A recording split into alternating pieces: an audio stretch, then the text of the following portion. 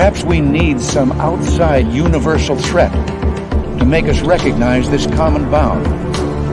I occasionally think how quickly our differences worldwide would vanish if we were facing an alien threat from outside this world.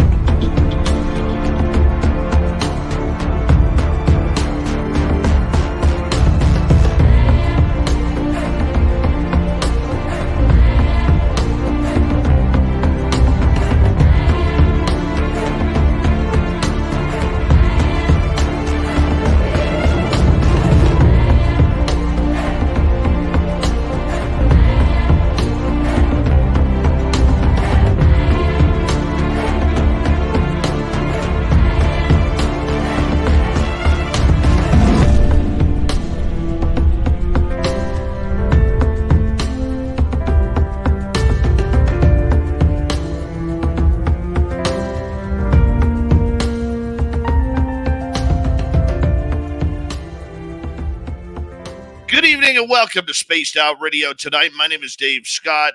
Yes, I'm getting a haircut tomorrow, so don't worry about the hair. It's horrible. Horrible. But that's all right. Thank you for coming on in. Jacob Rice is here tonight. We're talking what it's like to hunt the hauntings. Ooh, spooky title. Merl is actually going to make an appearance in hour number 2 as well. So hour 2, I need that chat room to Merl it the hell out. Okay? Every comment should be Merl. Dirty Filth is going to be around for another spooky video, or cartoon, pardon me. And alas, we have all of you. Race Fan in the gold medal position, T-Bone with a silver, Chris 716, a nice bronze medal. How you all doing? All right, let's say hello to Dino Bravo, Robert Lamoth, Laura Lobb, Stephanie Kenny Blankenship, and Jennifer Patterson. Jimmy Gonzalez, how you doing? Road Flare, and it's Yukon Scotty. Right there. Yukon Scotty. Thanks for coming on in. Trucker Andrew and the Gnomes will be signing autographs after the show. Line up to the left of the studio, if you don't mind, to the left of the studio. Forrest Louie, Deer Slayer, how you guys doing? Ozzy Ange, thank you for coming on in. Hi, Chris 716. Puck Elf, Lee the Bee, and Tim Mothman. And Tim Mothman's goatee, 2 separate entities, same area code. Canna Chef Chris, Brown Dwarf, Doug Shelby is here. The Doug Shelby has arrived, which means we can officially start this show. Starting at center ice tonight from Stockholm, Sweden, wearing number 26, Lars Jansson. There he is. All right. Pixie Lara, how's the purple hair? Mama Susan, thanks for coming on in. Millennium, my man, and B, Jeff Steve Garvey. He'll hit a home run for you. Good morning, Commonwealth Andrew. Commonwealth Andrew will be signing autographs after the show as well. Line up to the right of the studio, if you don't mind, to the right of the studio. Kurt M. Hey, Forrest Louie, thank you so much for kicking off the Super Chat tonight.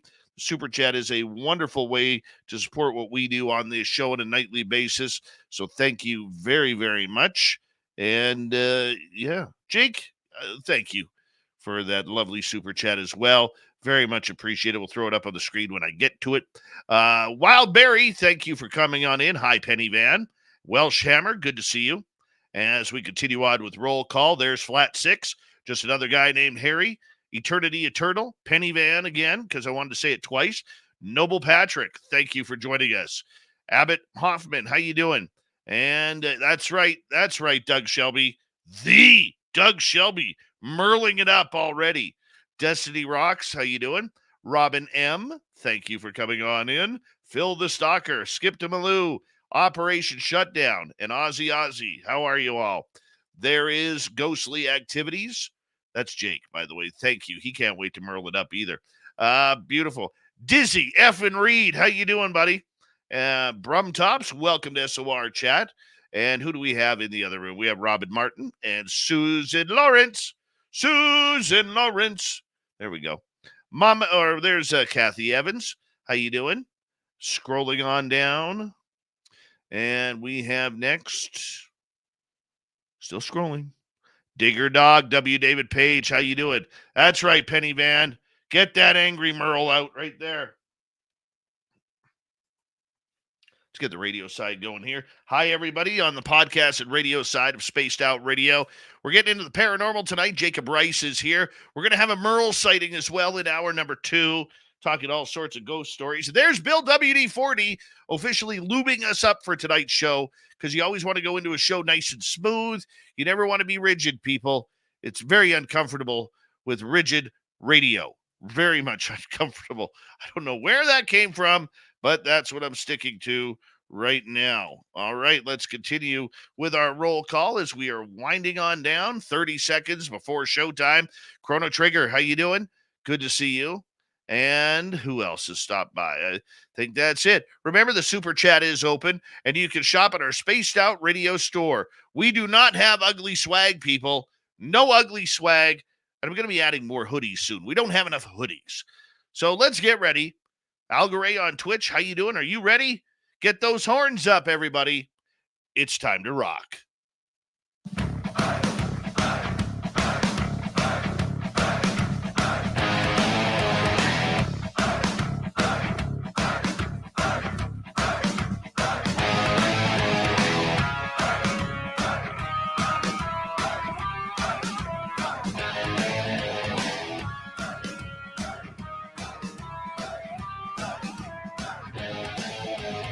From the mountains of central British Columbia to you listening around the world, this, my friends, is Spaced Out Radio. I am your host, Dave Scott, sitting in the captain's chair of SOR headquarters. We welcome you to tonight's show on our terrestrial affiliates around North America, digitally on Odyssey Radio, TalkStream Live, and KPNL. All of our archives are free. Join us at youtube.com/Spaced Out Radio. Do old Davey the favor, hit that subscribe button. You can follow us on Twitter at Spaced Out Radio, Instagram at Spaced Out Radio Show, and on Patreon in the Space Travelers Club. Our website, spacedoutradio.com. We have a plethora of features for you. Rock out to Bumblefoot, read the news wire, check out our swag as well. Tonight's show is brought to you by Chive Charities. Help make the world 10% happier by visiting Chive Charities today. You can find them on our website. A power show of paranormal tonight. Jacob Rice is here to talk about what it's like to hunt down the hauntings among us. Then in hour number 3, Steve Stockton from Among the Missing, followed up by the Crypted Report with Robin Haynes. I've got the Dave 101, and it's the weird news of the week. Jacob Rice grew up in a small town along a river and lake in Wisconsin. He joined the United States Army after graduating high school and learned a few things about codes and technology. After that, moving over to Chicago to attend college, where he stayed for 18 years, but he found his love of the paranormal.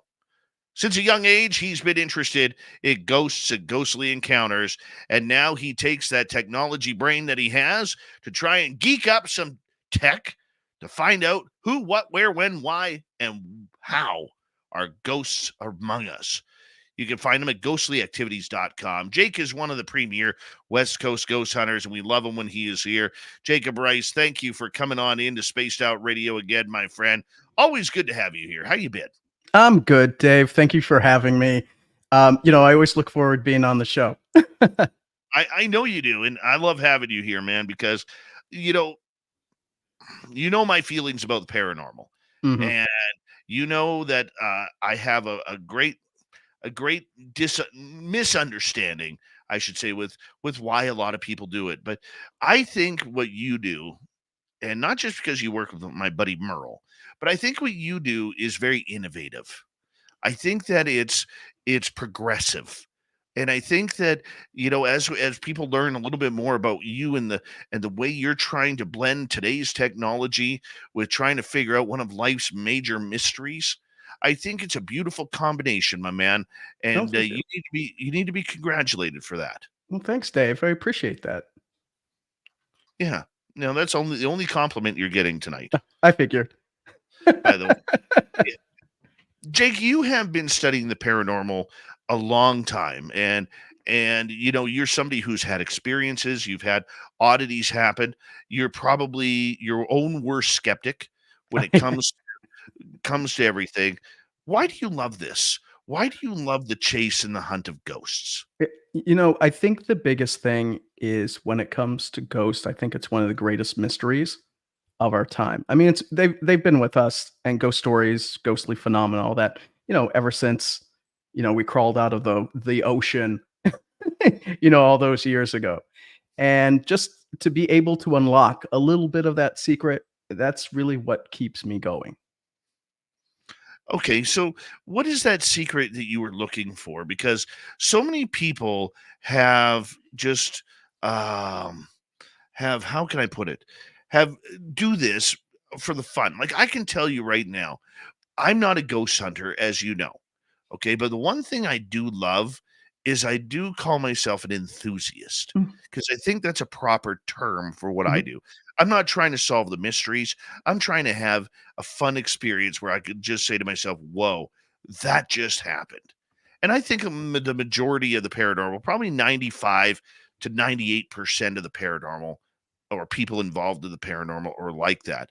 I don't consider you a part of that group. No offense. Okay. I consider you part of the 2% that's actually out there trying to find answers. Where did you go from, from being an enthusiast and inquisitive about it Mhm. to going to become a technical uh, savant regarding trying to use technology to solve ghost mysteries? Yeah. So, I mean, growing up as a kid, I grew up with ghost stories, and I grew up in northern Wisconsin, which actually is more of a cryptid area than I would say more of ghost phenomena. And I really just thought of it as fun ghost stories, and I would, I love a good horror movie with ghosts and stuff, much like you, Dave. I was an enthusiast, just a fan of the subject matter until July 2007. And then that was the first time I had an encounter. What Um, happened? okay, so I'm living in Chicago. Just I'm well into adulthood at this time, by this time, and nothing had really happened to me before. But it's July 17th, 2007. I'd been out all day playing beach volleyball. I had to get home and let my dog out. I'm a good dog papa. And so I get back to my apartment building. It used to be one of those luxury hotels back in the 20s and 30s along Chicago's lakeshore. So it still had the grandeur about it. And I get into this elevator, old rickety elevator. Looked gorgeous, by the way, the gold plating and Art Deco stuff. It starts lifting up. You hear the crunk and the rattle, which was a little unsettling. And I live on the 12th floor, so that's the top floor. We get to, well, I should say, I get to floor 6 or 7. I was the only one in the elevator, and it stopped, and I was caught between 2 floors. So as I hit the button on the elevator to call the management company to say, "Hey, I'm stuck in the elevator," this weird shimmering glow started. Oh my. And what's going through my head is, Dave, I mean, you know me, I'm a very logical guy. I'm like, "Oh crap, I got sunstroke. This has got to be it. I've got like I might need the ambulance here," because it was just very bright and shimmering, and I felt cold at the same time, and within this glow, the silhouette of a man comes, and it's a very distinctive silhouette, like a flat top, and definitely a middle-aged guy with a belly, okay? Hey, are you And talking about me here? Did I show up? yeah, and so, like, I fall back, and I'm on the floor, and it's just static coming through that little radio, the phone call thing, when you hit the emergency button, just staticked out, and it seemed really loud, and I'm like, "I don't know what you are. You gotta go. Just leave me alone. Get out. I'm fine." And just like that, it faded away. And then I'm hearing the management company guy, he's saying, "Do you need help, sir, sir, sir? Do you need help? Like, should I call an ambulance?" I couldn't hear them before, but apparently they heard everything. And, I was stuck in the elevator. End of story is pretty much I was stuck in the elevator for half an hour. They let me out. I take my dog. I took the stairs this time. Believe me, Rhea was not happy to go up 12 floors. And that was like the experience that set me off. Like, how could I explain this? How could I have captured it? I wasn't like traumatized by it, but I will say a couple days later, I'm talking to my big brother, Charlie. And I'm like, dude, I think I had sunstroke. This weird shit happened. Oops, language happened to me in the elevator. And I described, and he's like, hey, you do realize that's the day grandpa died. That was 30 years ago. And anyway, so that was like my first encounter with anything ghostly. That's incredible. That is incredible. I mean, just the fear of being stuck in an elevator, Mhm. first and foremost, you know, I mean, if that's not freaky enough, I can tell you right now, the idea that all of a sudden there'd be this blue glow of light that all of a sudden invades it, I would think in my head, my God, did the elevator drop and I'm dead? You know, Yeah. like what is going on here? I don't recall it dropping, but Yeah. you know, Yeah. I definitely remember the pry bars opening it up and me being dragged out. yeah. I mean, it's amazing how we can be. I'm going to use the word traumatized Mhm. by these events and how they could change our lives. I mean, it's the same as me, when I saw the angel of death in my mother's eyes back in Mm. 2011. I look at myself now, it's 2014. I mean, that's 13 years now that I've been doing this, trying to find answers, and I'm still nowhere closer to where I was. I've just gone on a bunch of misdirections and Mhm. broken paths, just like everybody else. You know, when you look at those misdirections and broken paths of the paranormal, where does this all lead to in your mind? What is the goal? What are you searching for? So for me, so I have more of a, you're right, technology, more of a scientific mindset, and I would want to be, I would want to know what is it with physics, with like the Earth's natural environment that would like allow something to puncture through. Like, there's no way to tell something's interdimensional. I guess if you're following a lot of the science blogs, they've talked about, I forgot if there was a breach somewhere, but someone they could detect another dimension of some sort.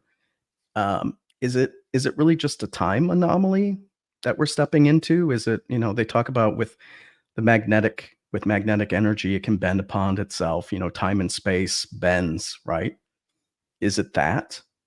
Um, is it just a hiccup in time and we're seeing someone from the past? That's the stuff I want to know. Science isn't there, technology isn't there. So this is why I call myself a documentarian now, because I know I don't have the equipment to measure this stuff to know for sure. But you keep trying and you keep measuring. I mean, my website, my documentaries, I publish everything that I capture because who knows, one day we might get to that point to say for sure it's really an echo from the past. Or if, I don't really know if we'll be able to say for sure it's the essence of a person left behind because we haven't identified what type of energy that might be. But I just hope through trial and error and using all my different gadgets, you know, thinking about it objectively, maybe someone will come along that will be able to put the dots together. And that's about the best I can do, at least right now. What if it's a mystery that we're not supposed to know?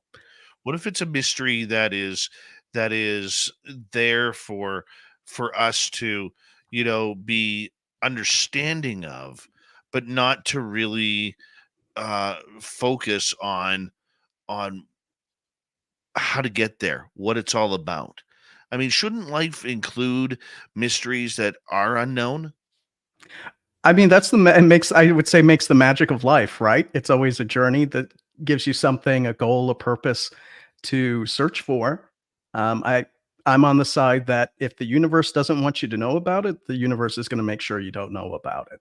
But if we have this many sightings and people are having this many experiences, there's got to be something going on. We just don't understand what it is yet. Right. I mean, how convinced are you that there is some sort of life after death or spiritual realm that we have tapped into? Oh, that's a good question.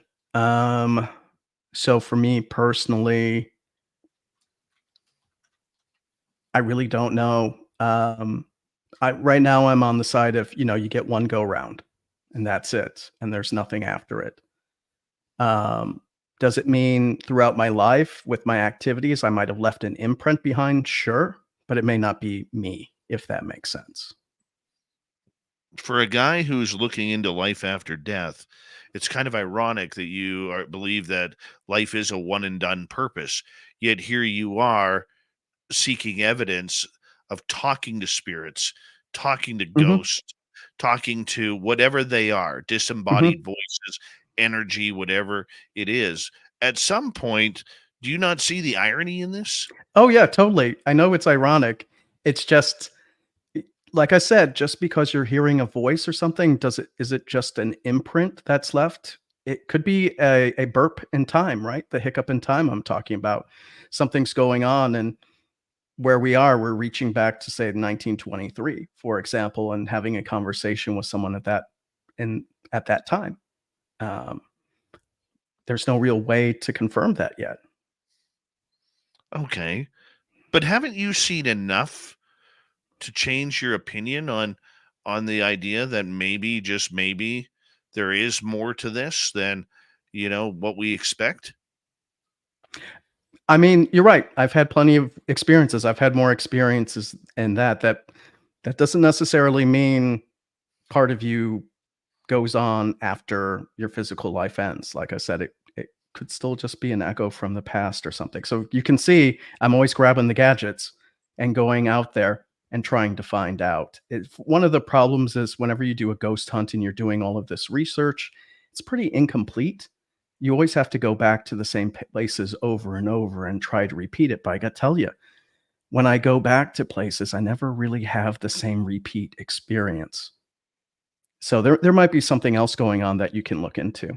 I mean, I went to Powell River, and in their glorious ghost hunt, lots of great evidence the first time around. Second time around, it was completely different from the voices we captured to the engagements we had. Very different scenarios. You would think if it was the same ghosts that were there, you would have a repeat. And that's why I'm thinking if it's something to do with time and being a hiccup in time, you don't always get the same date and year every single time. A lot of people may look at that and look at the way you're doing and just shake their head and say, come on, dude. Like, what more do you need? And I'll be honest with you, you and I are friends, Yeah. but I'm on that path too of just Mhm. shaking my head saying, come on, Jake, haven't you had enough yet? And what I'm saying is enough evidence to show that there could be some sort of life after death. I mean, I believe there is. I do worry that there isn't, but I also am not sure what a ghost is.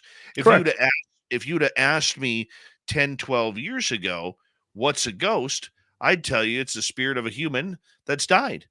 Mhm. Today, after some of the experiences that I have, I still believe that, but I'm not sure if it's them as ghosts or our timelines interrupting each other, because we do know, and we're starting to learn more and more, that there could be extra timelines Mhm. where in another year on that same path, it's 1865, or it's the year that bar was built in 1697 just outside of London, Mhm. or it's the castle of 1652, and that timeline is just starting there. Yeah. And the other thing is it could be the future coming back too.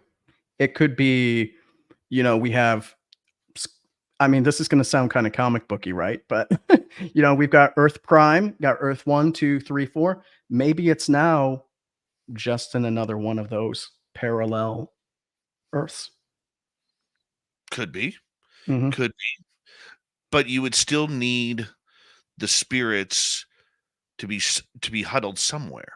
Correct. So And does that mean that you, as Jacob Rice, live forever on different timelines? So once you're done here, you jump to your next timeline? Or does it mean that you're done on this one? Okay, this one's wrapped mhm. up. Now let's go to 2436, which would then bring in a reincarnation thing, which is something completely different, but Yeah. apparently it goes on Jake's timeline. Yeah. I mean, the thing is, who knows? And I'm not sure if we have, say, the technology or understand physics well enough to say that for sure.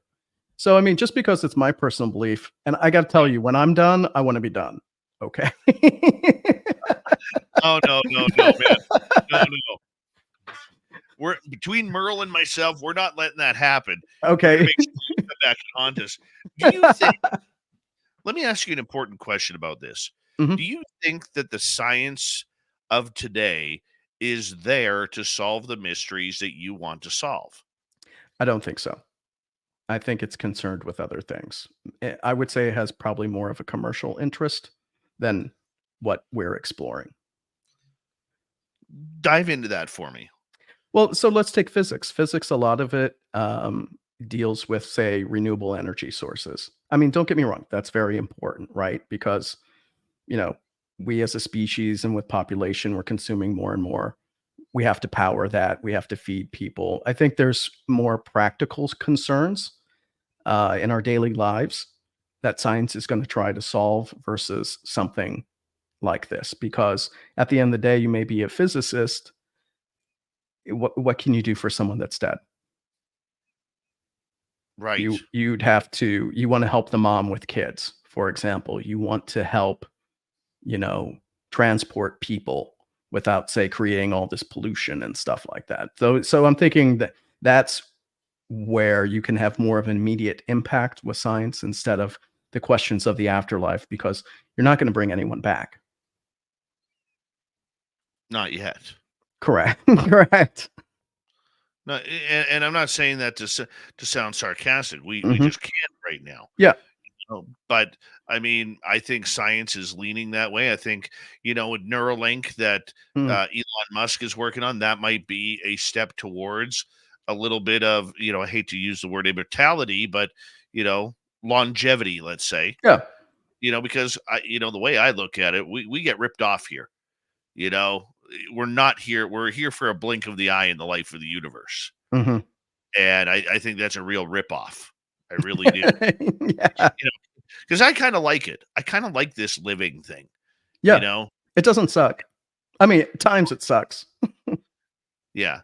So I mean, the whole idea is we got about 90 seconds to go here. Is Okay. I think that the problem that we may have with a lot of scientists out there is the fact that we haven't had a revolution in not a wartime revolution, Mhm. but an actual industrial revolution Yeah. in hundreds of years. And I think science is almost rested on their laurels because they're like, okay, we've pretty much solved everything except for what's in the ocean and what's out in space. What more is there? And it's almost like there's an ego, a Neil deGrasse Tyson type of ego out there that doesn't accept the fact that there could be more to it. Yeah. And it's funny. That's actually what my Dave 101 is going to be on tonight Oh, Neil okay. Neil deGrasse Tyson. Now, I'm not a scientist. I'll be the first one to tell you, I know sweet nothing about science. But the little that I do know is that science never stops. Correct. And too many scientists, I believe, today, due to funding, due to grants, due to tenure and Yeah. positioning, don't want to be or play the role of scientist anymore because they got their position and now they want to be comfortable. Yeah. I would say the big thing, though, is if you want to explore in science, it takes a lot of money. Yes, it does. And the people and companies that pay for this research, it's got to benefit them. You got And that right. that's huge. Hold that thought. Jacob Rice, paranormal investigator, documentarian. When we return on the Mighty SOR, we're going to get into some of Jake's best ghost stories. And then in hour number 2, Merl is going to join us for Paranormal Talk on SOR.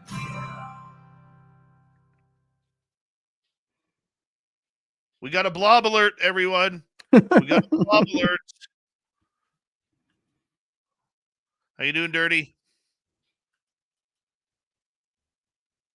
See how long it takes him to unmute his mic. Oh, thanks for that line of questioning, Dave.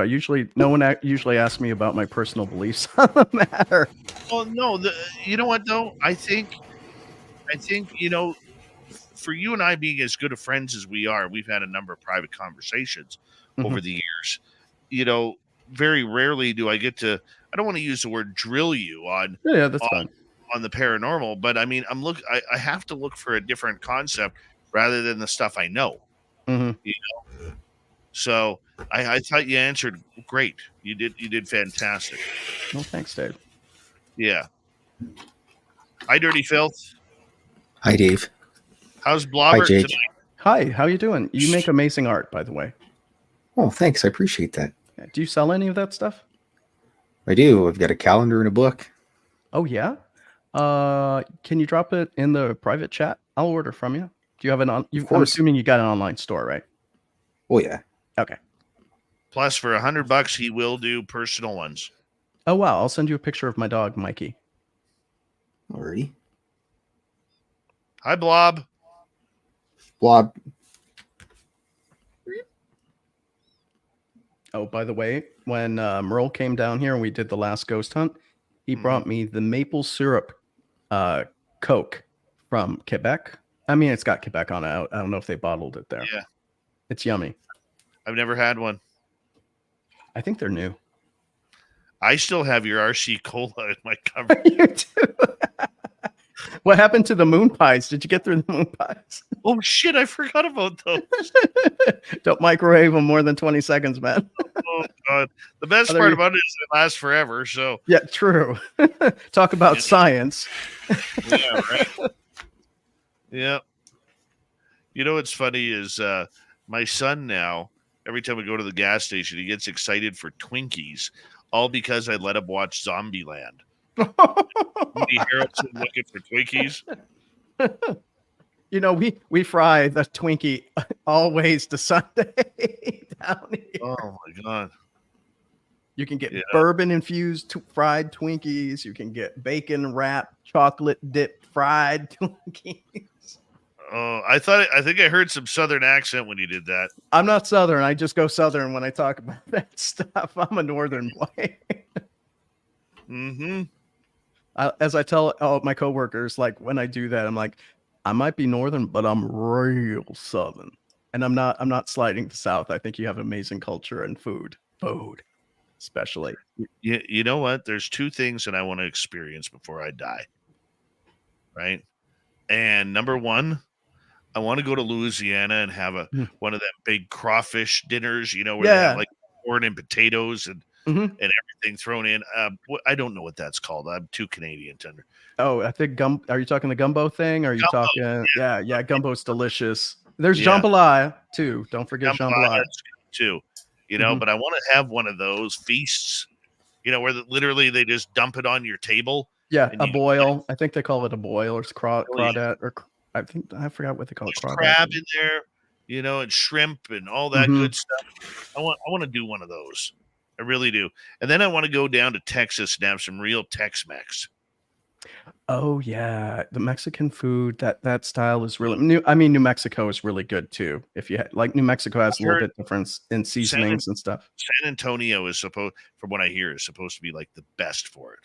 Okay, I would think. I'm not from Texas, so I don't know. I've been there, but only to like the big Austin and Houston and Dallas. So I don't know about that neck of the woods. I had a friend from El Paso who would make Mexican. I mean, he was of Mexican descent. That stuff was amazing. I bet. My mouth is watering just as I say that because I'm thinking, okay, we're gonna have to. Yeah, we're gonna have to go for some mole or something. Mole is like my favorite. Well, you can introduce me to that mole. Okay, I'd appreciate that. Road trip. We're not going to have that in Washington, so we'll definitely have to head down to like Southern California areas, the border states. Yes. Definitely have to head down there. I agree. All right. Hey, Marty Burback and River Dog, how you doing? Who else is joining us? Rono nice to see you. Asimov, thanks for coming on in. And who else? We got Quantum Momentum. How you doing? Merl is in the chat room. And thank you to Louie and Jake for the super chats. very much appreciate the great support. Great support. And don't forget, everyone, you can shop at spacedoutradio.com. We do not have ugly swag, so make sure that you are there hanging on out, grabbing your gear, and looking good for us and with us. Here we go.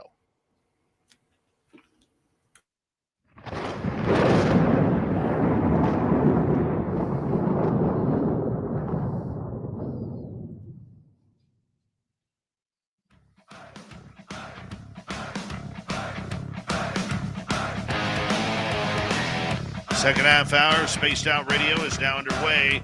Thank you for joining us. My name is Dave Scott. We very much appreciate earning your listening ears. Reminder to all of you that if you've missed portions of this show or others, you can always check out our free archives by going to youtube.com/Spaced Out Radio. Do old Davey the favor, hit that subscribe button. Our website, spacedoutradio.com. We have a plethora of features for you. Rock out to Bumblefoot, read the news wire, check out our swag as well. Follow us on Twitter at Spaced Out Radio, Instagram at Spaced Out Radio Show, and on Patreon in the Space Travelers Club. Here we go, Jacob Rice. We're going to get into some what it's like. We're going to get into what it's like hunting the haunted. He doesn't believe in anything because, no, I'm teasing. I'm teasing. If you heard the first half hour, you'll understand what I meant by that. Jake, welcome back, my friend. Good to have you laughing. Sir. It's always a hoot. Always a hoot. I know. That's what I get for having 24 RC Cola from you, still stuffed in. Just power chug, man. Power chug. Put the ice cream in it, make them floats. It'll be amazing. Oh, yeah. That is true. That is true. Jake, let's get to some of your top stories here. And my favorite, I know you've told it about 3-4 times on this show over the last couple of years, but my favorite story that I love hearing from you, and I could hear it every day, is your encounter with a black-eyed kid. Oh, yeah. Okay. And for our audience sake, okay, there's actual documentation of this with Jake and the security cameras in his house. I mean, tell the story. I mean, this is just incredible. Yeah, so this was January 2nd, 2002. And down here, I live in Washington, and we had just had a big snowstorm, with like a foot of snow dumped on us, or like a third of a meter. And, I'm just hanging out on a Sunday. I think it was a Sunday, maybe it was a Monday. We had the day off. That's all I know. And I'm sitting at my computer, working away on the blog, when I hear the doorbell at my front gate go off. And I'm like, well, no one's going to be making a delivery today. This is like the holiday that everyone's celebrating. And so I look on my security cams, because I've got, a Nest system set up with a camera at the gate, so I could see who was there, and I didn't see anyone. So I'm like, okay, great. The ice is melting, snow's melting. It's leaked into the buttons. It's probably going to short it out or something. I better go check it out. So it's about dusk. It's 4:30 or so at the time, and open the door and let the kids out, my pack. So I've got 5 dogs, if you didn't know. And, kids are playing, running around in the snow. And I go up to the gate. It's a wood gate. And so there's about 1/4 inch spaces, in some places like a 1/2 inch gap in the wood planks. And I can see a kid on the other side of it. He's wearing pretty much a gray hoodie and blue jeans. And I'm not good with kids' ages. So he was like a little over a foot shorter than I am. So I'm thinking 10 or something. And I'm like, why are you going to be out in this weather like that? Because there's nothing around me where I live. On the other side of the road from my house, it's just a big empty field, and there's 3 or 4 other houses on my block. So I'm like, hi, do you need help? Are you okay? And the kid, he's got his hoodie up, or his hood up on his hoodie, and it's covering his face. And he's like, I need to use your phone. Let me in to use your phone. So I did have my cell phone with me. I'm like, that's okay. Just what's your parents' numbers? And then of course, I'm thinking nowadays everyone just has the numbers punched in. You don't not everyone knows everyone's phone number anymore. But I'm like, just give me your phone number, kid, and I'll call your parents if you want me to. And he's like, let me in so I can use the phone. And he's just sitting there and I can't see his face. He looks like he's either Latino or maybe Native American. He has like olive skinned hands, and from what I could see of his face. And at that time, Mikey, who's my big pit bull, he's like 100-pounder. He comes up finally and looks at the gate and starts barking. So I turn and shush him. And when I look back, the kid is gone. So I undo the bolts on the gate and I open it and no one's there. And as I look down the block, like I said, I've got a couple of houses on my side of the road, but the other side's just a big open field for the road stretches about half a mile and there's just no one there. So close the gate. And no footprints in the snow. No, nothing like that. Mind you, things were iced over. So I don't know if you would see, from the melting snow and stuff, it was pretty, so I don't know if there would be a footprint, but it's just open around me and I'm not seeing anyone. Plus it was just a turn to go, shh. And then I looked right back. And so I go back in the house to check out the security cams. There's no figure on the cameras at all. Nothing. So of course I call Merl right away. I'm like, hey man, because he's had experience with black-eyed kids. I didn't know what was going on. I'm like, did I get an echo from a kid maybe back in the day? Like, with roadside memorials and stuff, people had been hit by cars biking or something. And I'm like, maybe I saw a ghost. So I go back and I call Merle and I tell him what's going on. He's like, dude, that's probably a black-eyed kid. Did he look at you? I'm like, I never made eye contact with him. There were slots, the wood planks blocked most of the view. I couldn't see anything more than the lower half of his face. How did it make you feel when all of a sudden he was gone? I was actually worried about the kid. So, just a kid missing. I'm like, I don't know how anyone could grab him that quickly, or maybe he ran off down. It was a joke, and there would be a car there, but my cameras catch the whole block pretty much. And then no cars passed or anything. But so the first thing is I was concerned something happened to the kid. Because I didn't see anything. And I reviewed the cameras. And I was thinking, I'm going to call the cops. But when I didn't see anything, I was like, hey, Merle, something weird happened to me just now. I didn't think ghost, though. And to be frank, I don't really know if a black-eyed kid could be considered a ghost. I don't think we really know what they are. How did this change your perspective of having this paranormal experience? Well, so I was actually pissed. None of the cameras picked it up, to be honest. And that is another thing. It's like, how would I have gone about to capture this? Because you know me, Dave. I'm like, how do I capture this evidence for the next time? I can't believe I missed this evidence. So that's what I was thinking. But I don't know if modern technology would be able to do this. It's interesting enough. Like if you go online and read about people's experiences with black-eyed kids, usually their cameras don't pick them up either. I can say this, man. I would gratefully not want to be in your shoes. Yeah, I haven't heard anything about having black-eyed kids returned. I think it's pretty much if you shush them, that they're not going to try again. But we'll see. I mean, in the grand scheme of things, that was really just over 2 years ago. What does that really mean? What's 2 years for something paranormal? No. Right. I mean, did you ever think at that time when you were having that experience that what made you click in that your dog was having that experience at the same time too? I mean, was it the barking? Was it? It was the barking. Was there any other actions from your other dogs?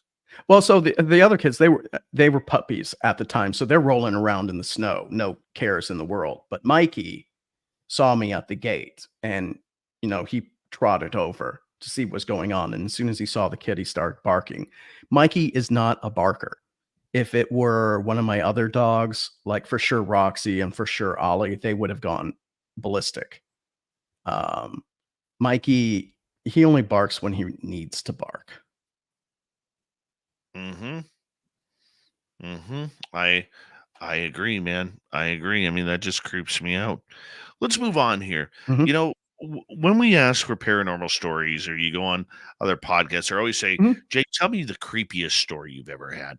I'm not going to do that tonight. Oh, okay. Because I got one. I know you do. You can share that later with Merle when we Okay. get into. Okay, but I want to ask you this. Have you ever had a paranormal encounter, not excluding, say, a family member or a friend who's Mhm. passed away, but have you ever gone on a paranormal investigation and had an encounter that really hit you or upset you emotionally? I probably didn't let it on at the time, but I did, and Merle was there. What Merle was happened? there. So, Merle had it's one of our very first, it's actually the first, like, documentary we did together. It was in Powell River, and the name of the place is the Old Courthouse Inn. This is the very first time I went. I know Merle has been there a few times. But on the way up, the night before, we actually went to the inn. I had a crazy dream. It was a repeating dream. And it seemed like there was this old guy. It's kind of poltergeist. The preacher and poltergeist. That's like Mhm. the closest thing I could say to it. Maybe not as creepy as that.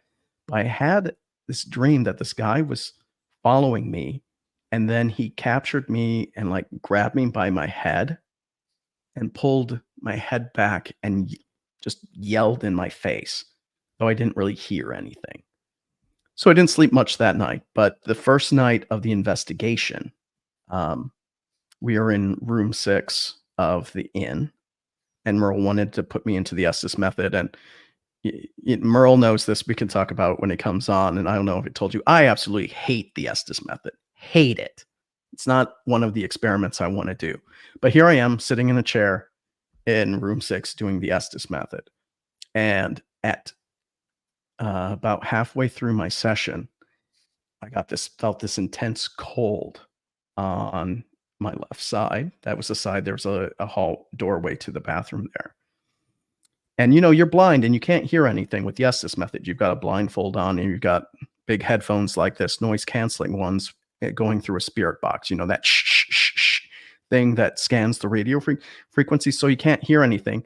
And then I just felt like cold hands on my head squeezing really hard, and I got a killer headache from it.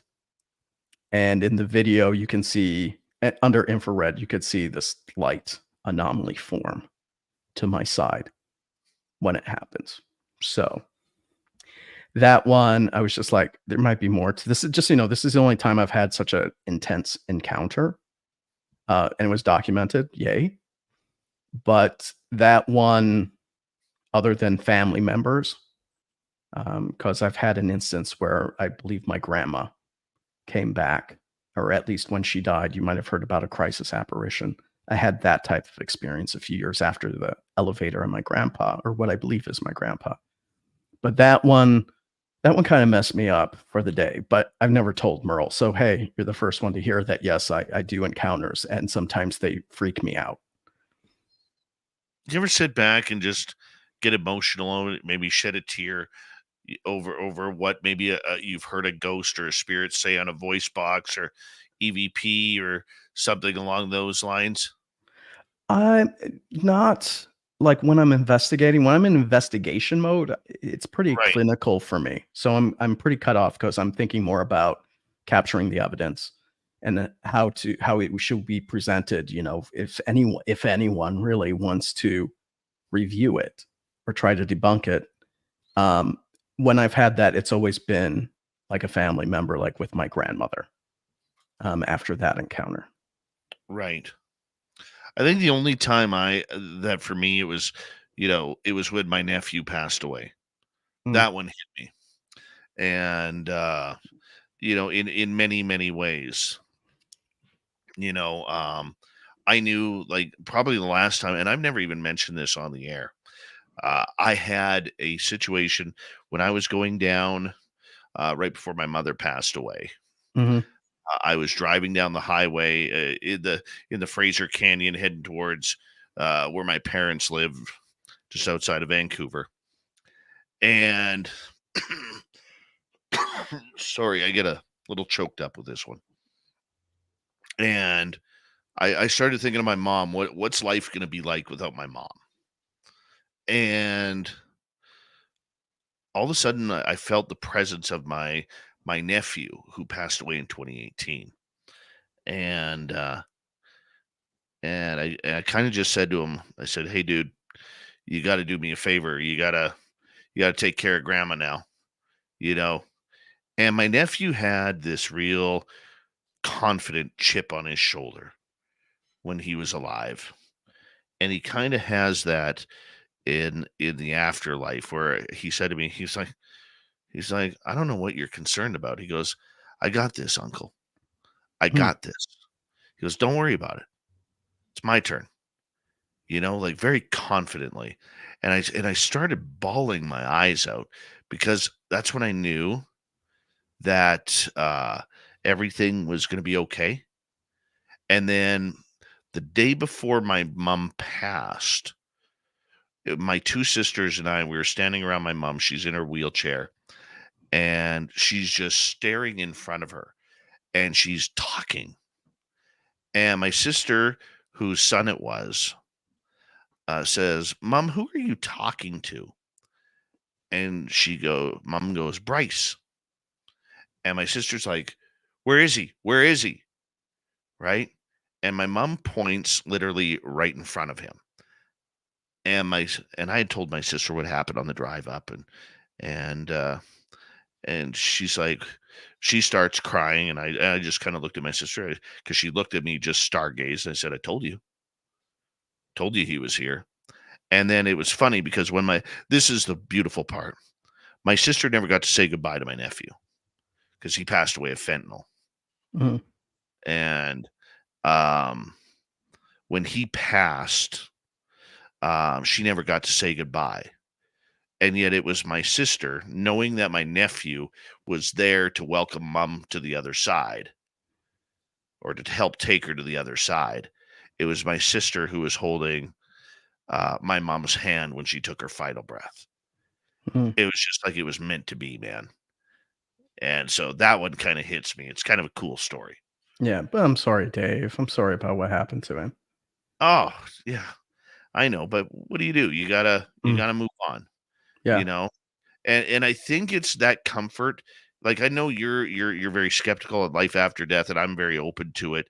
But I think it's that kind of comfort that I was able to put those pieces together, and maybe I only put them together to heal myself. Mm. But knowing that my mom wasn't alone when she was going, it was very comforting. And to this day, I've never really had that big emotional cry that I lost my mom. Mhm. I'm kind of like proud that her pain is gone, and her grandson was there to welcome her over. Mhm. Yeah. That's what I'm sticking with, and nobody can change my mind. Damn it, nobody. Yeah, I know with my grandmother, um, she had been sick for a very long time, multiple bouts of breast cancer. So when the time came, no one was shocked, but the encounter, I would say, was pretty jolting. All right, 5 minutes to go.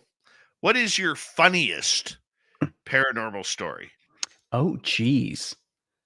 Uh, well, usually it's just something stupid, not related to the ghosts or spirits that might be in a haunt, but um, I've had lots of screw ups. I've had where I've tripped over my own tripods. Okay, I'm a big camera guy. I mean, Dave, I think you know about it. Merl knows about it. I can't do anything without 5 cameras.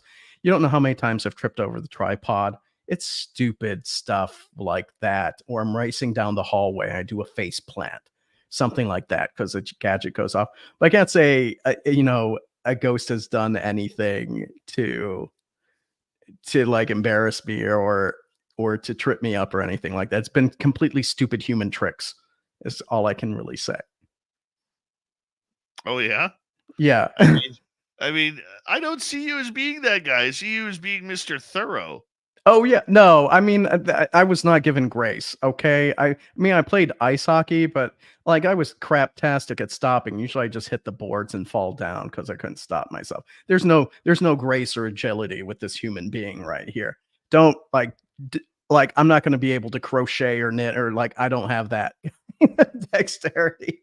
So Come on, I bet you knit like a dude on fire, man. Yeah. Just that fast. Yeah. No, I mean, it could probably be really good. I told myself if I ever was going to go to an isolated island, semi-deserted island stuff, I was going to take a basket weaving class because there's plenty you can do if you know how to weave. Very true. Jacob Rice is our guest tonight. Have you ever had just a ghost crack you up? Like all of a sudden, you're in a room and all of a sudden it actually goes boo. Or, hey, what are you doing over there? Or whatever it may be. Maybe they rip one, maybe they got gas. I don't know. Yeah, I mean, I would say this is when I've had my creepiest encounters on ghost hunts. I have had, okay, so DVP, if you guys don't know what that is, that's where you hear a ghost voice with your own ears. And we were doing, Merl and I, of course, again, doing a ghost hunt at that same inn. Let me tell you, if there's only a couple places I would give a stamp for verifiably haunted, this is one of those places. And I'm just sitting in this room watching one of my gadgets, and Merle's asking questions. And we've got a lovely spirit medium by the name of Jennifer Page with us. And Merle was asking some pretty, like, you don't always want to tell a ghost, hey, how did you die? Did you kill yourself? This is the stuff Merle is doing, okay? And then the ghost, clear as a bell, goes, why don't you die? So, captured clear as a bell. I'm like, Jen, did you just tell Merle to die? That's probably the creepiest stuff. Yeah. Well, I mean, let me tell you, Merle was pissing off the ghost that night. Merle, you know what? I don't think there is a ghost out there that likes Merle. He can be pretty stern with his questioning. I mean, when he comes on in a little bit, we can say, Merle, we got to talk about that EVP questioning technique you got there.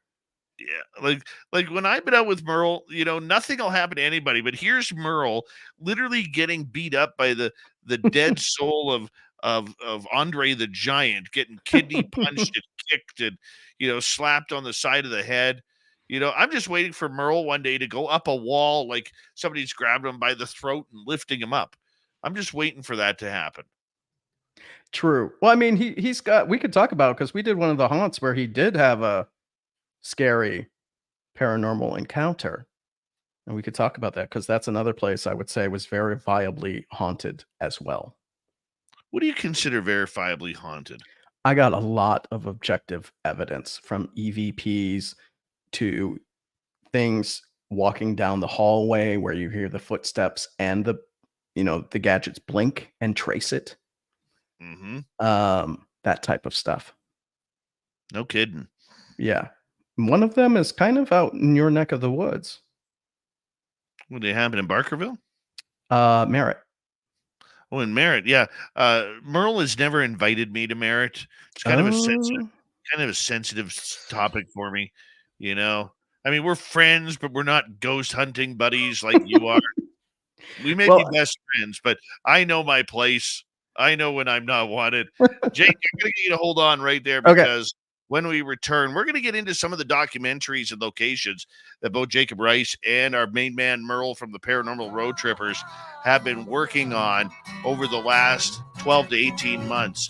The stories they have, the encounters they've unfolded as they hunt for the hauntings along the west coast of North America. Spaced Out Radio's hour number 2 continues right after this. Stay tuned. We will be right back.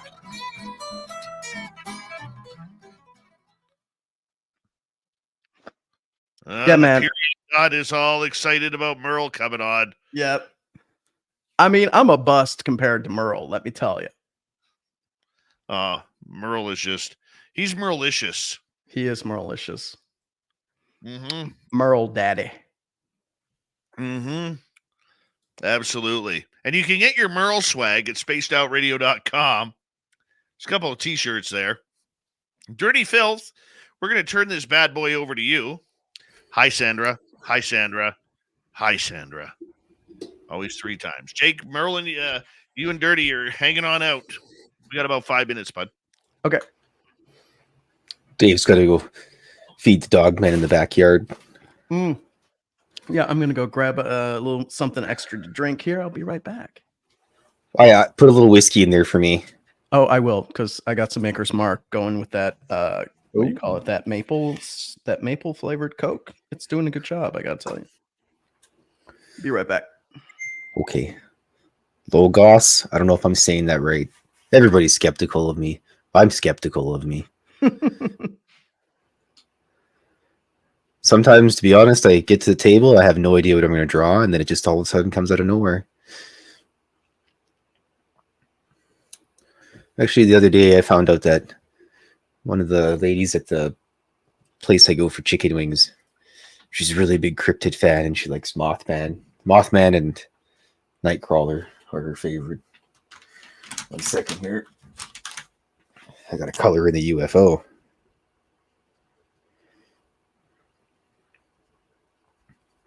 Got to have a UFO on just about every drawing.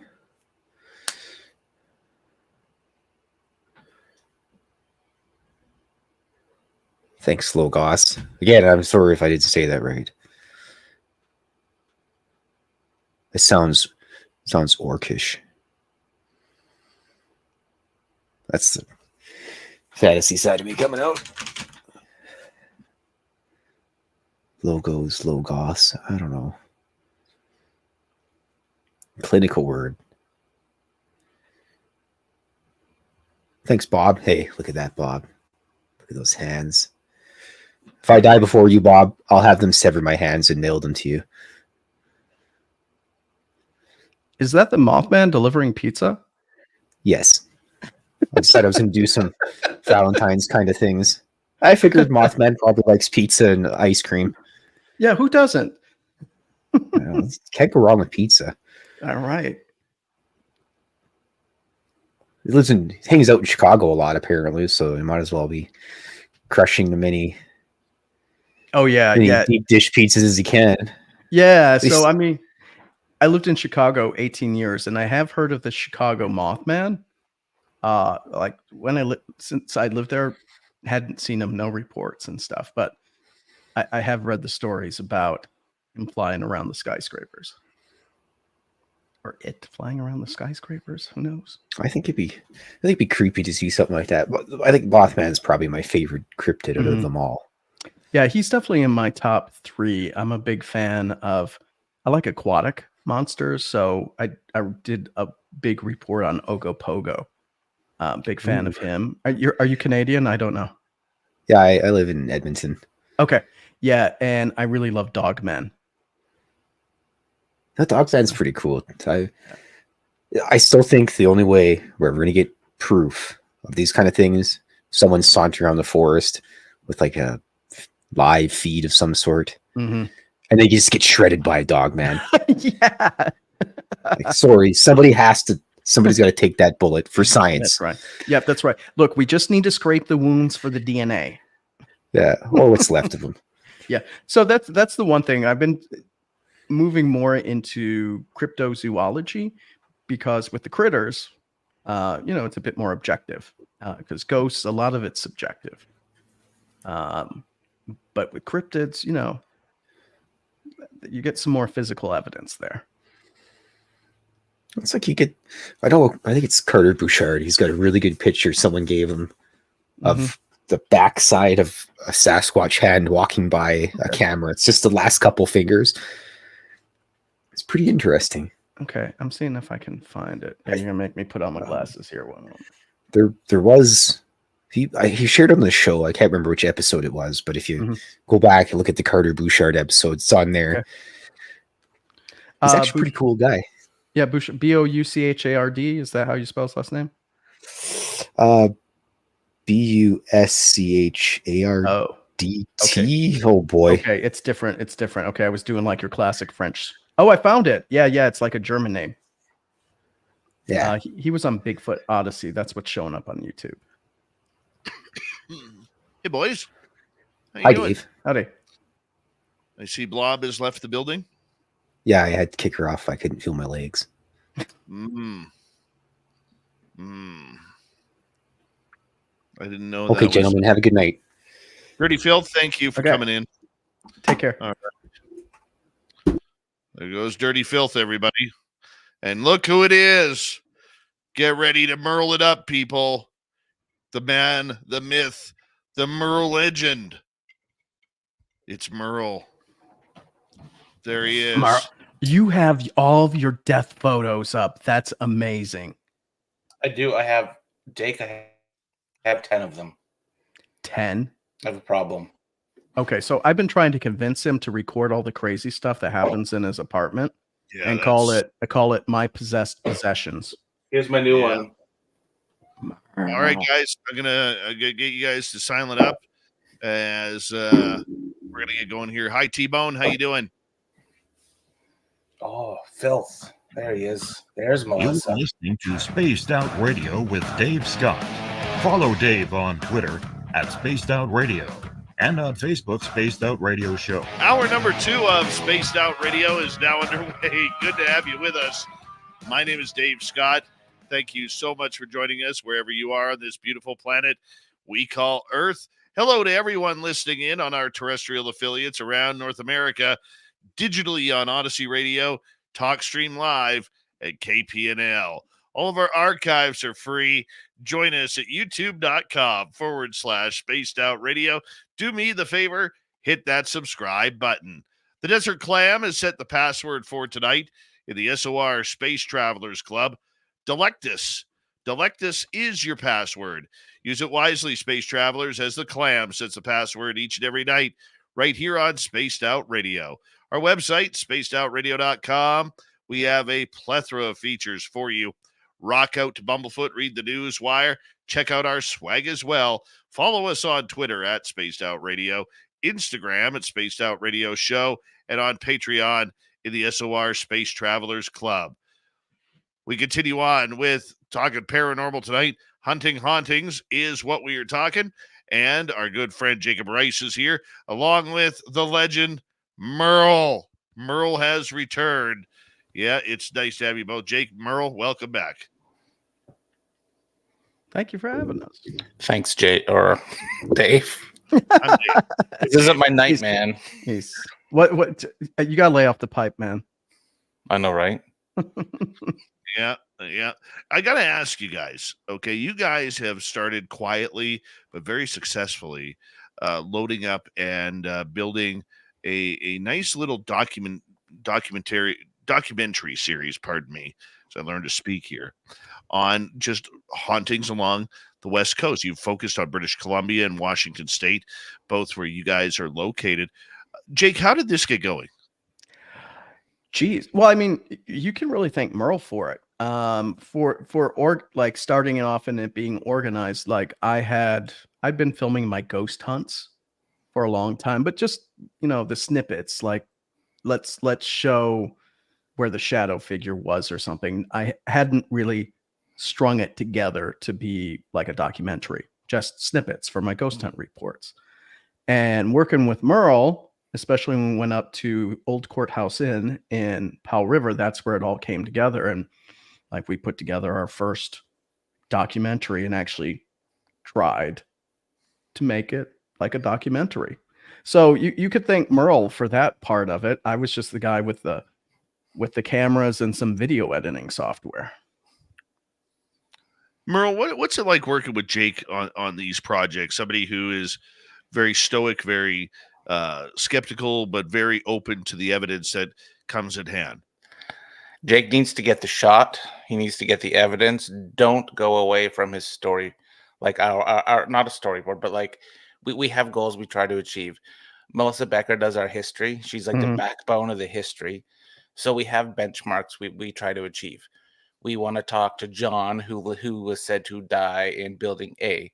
So instead of knocking 3 times, we want to actually make the communication with the people that actually died there. Where a lot of teams just go in and say, "Come at me, bro." Or we really do the history. We're trying to basically speak for those who cannot speak for themselves. I know it's an SPCA term, but you can apply it to ghosts too. Um, and we're basically just trying to tell the story of the dead. The locations that you guys choose are historic in a number of ways. You know, there may be odd locations, like for instance, Powell River is kind of a fishing logging town that was established a long time ago along the BC coast. You need to go by ferry in order to get there, and it's very difficult to get there because if you're flying, you got to fly into Vancouver, then catch a ferry over to Vancouver Island, drive like 2-3 hours north before you catch another ferry to go across back to the mainland to get to Powell River. And why use locations that are a little bit offbeat there, Jake? Well, I think for one thing, no one knows about what's going on there. It hasn't been exploited. Like here in the States, everyone's going to do Waverly, everyone's going to go to the Stanley Hotel, all the well-known stuff. In a way, what more could you add? Because it's covered so much. So what I like is to focus on the little towns, places people haven't heard of. For one thing, it's a unique perspective. It's a new angle on ghost hunting because believe me, the gadgets are the same. The ghost hunting techniques are the same. The only thing that you can really say is different is your locations. But I also like learning about the history. Really, everything is based on the history that we do. And if it doesn't have a reason to be haunted, and that's kind of a cynical to say,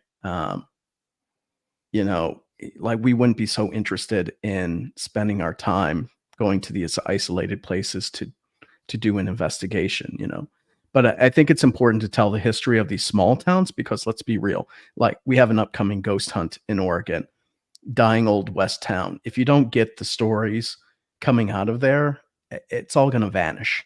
Mhm. And we kind of want to preserve that unique part of our heritage. Hence, like our project name for this stuff is called Our Haunted Heritage, because that's what we're trying to showcase is these little places that might be dying out. They're still very interesting. They have a lot of history. You should come and check it out because it's like that far away from just being erased, fading away. Everyone's moving away.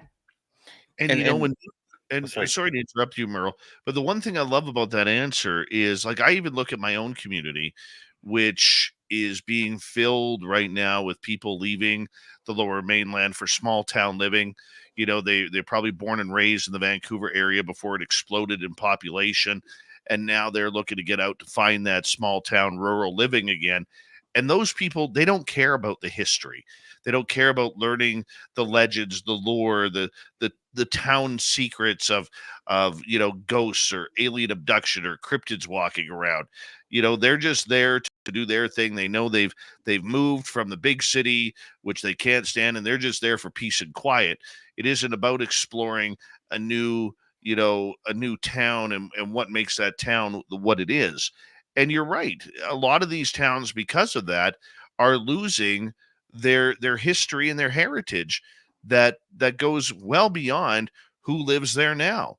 And I think, it's not just happening here in Canada, it's happening all over North America. And Mhm. Merle, I know you and I have talked about that numerous times. It's true. Like the progression of people moving up north. Like every time I come visit you, Dave, it's like, what is happening here?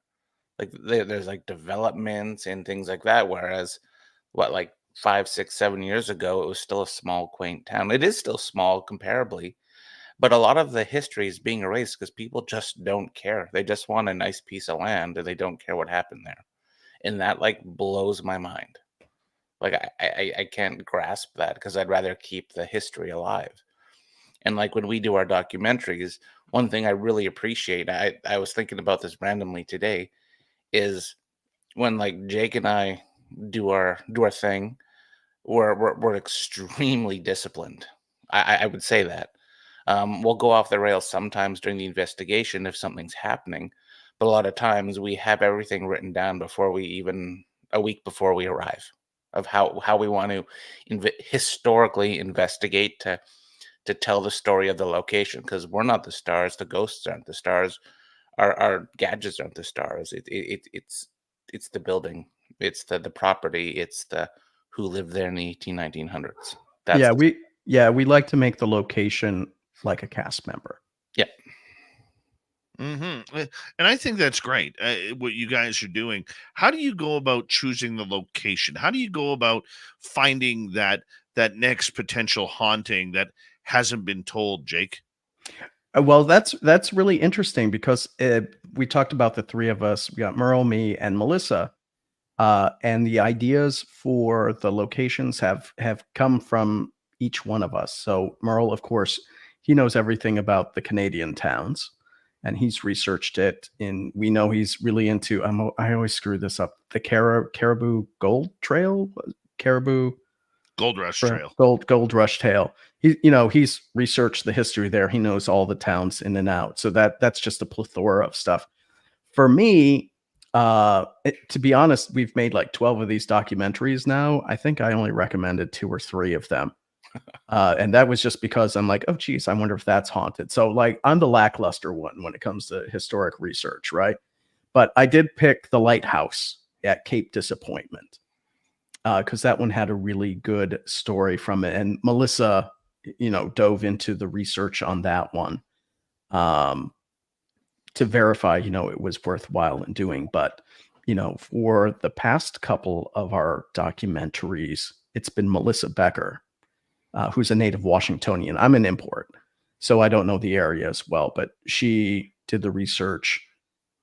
She found the hooks that would be interesting for a documentary. And we went with it. And when we say the hooks for the documentary, this is the grim stuff, the dark history, like if there was a disaster, the murders, the suicides, all this crazy stuff you would hear on those dark history podcasts or true crime podcasts. You can thank Melissa for that stuff. So when we did Concrete, when we did Fort Worden, because we went to Manresa Castle and we learned about Fort Worden, that was all Melissa. And the upcoming one is all Melissa's as well, which I won't spoil at this point. But the sleuthing from those two, they're the ones that come up with the ideas. I'm just the guy that shows up with the cameras and some gadgets. I got to ask you in regards to, some of these stories that you guys have learned. What happened, recently? I know you guys were filming down and editing what happened in Concrete, Washington. What were you going there for? What did you find? You want to take that one, Merle? You go for it, Jake. That was your. Okay. We did the hub, Dave. You went there. We both went. We had a drink there one night.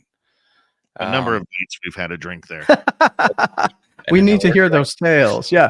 It was Melissa. So actually, I did go with Melissa to check out Concrete, to like verify the backstory to see if that, we could get historical records and archives from a local museum that would support a lot of the, I'll call them urban legends. So that's how that one was picked. I wasn't there for the ghost hunt itself. I did the editing and provided some gadgets for it, but it had really great tales. For one thing, it had the fires. It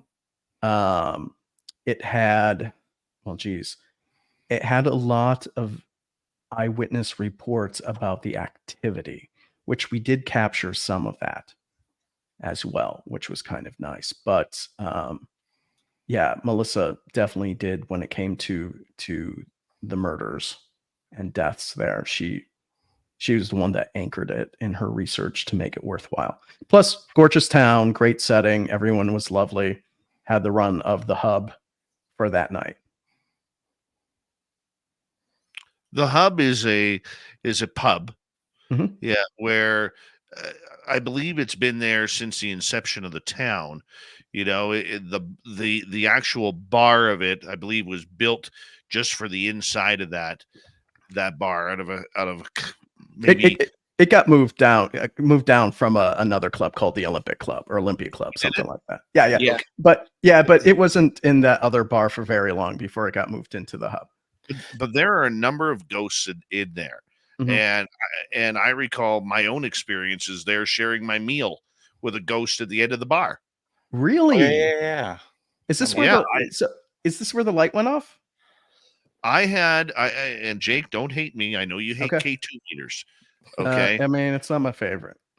No, you hate the things. I Let's do. just be honest. Okay. Okay. Yeah. But I'm sitting at the end of the bar and I have zero technology with me, and I've got the K2 meter on the end of the bar and I order some food and I was told by one of the bartenders that there is a ghost that usually frequents the end of the bar. Mhm. They believe it was one of their former patrons that was his seat.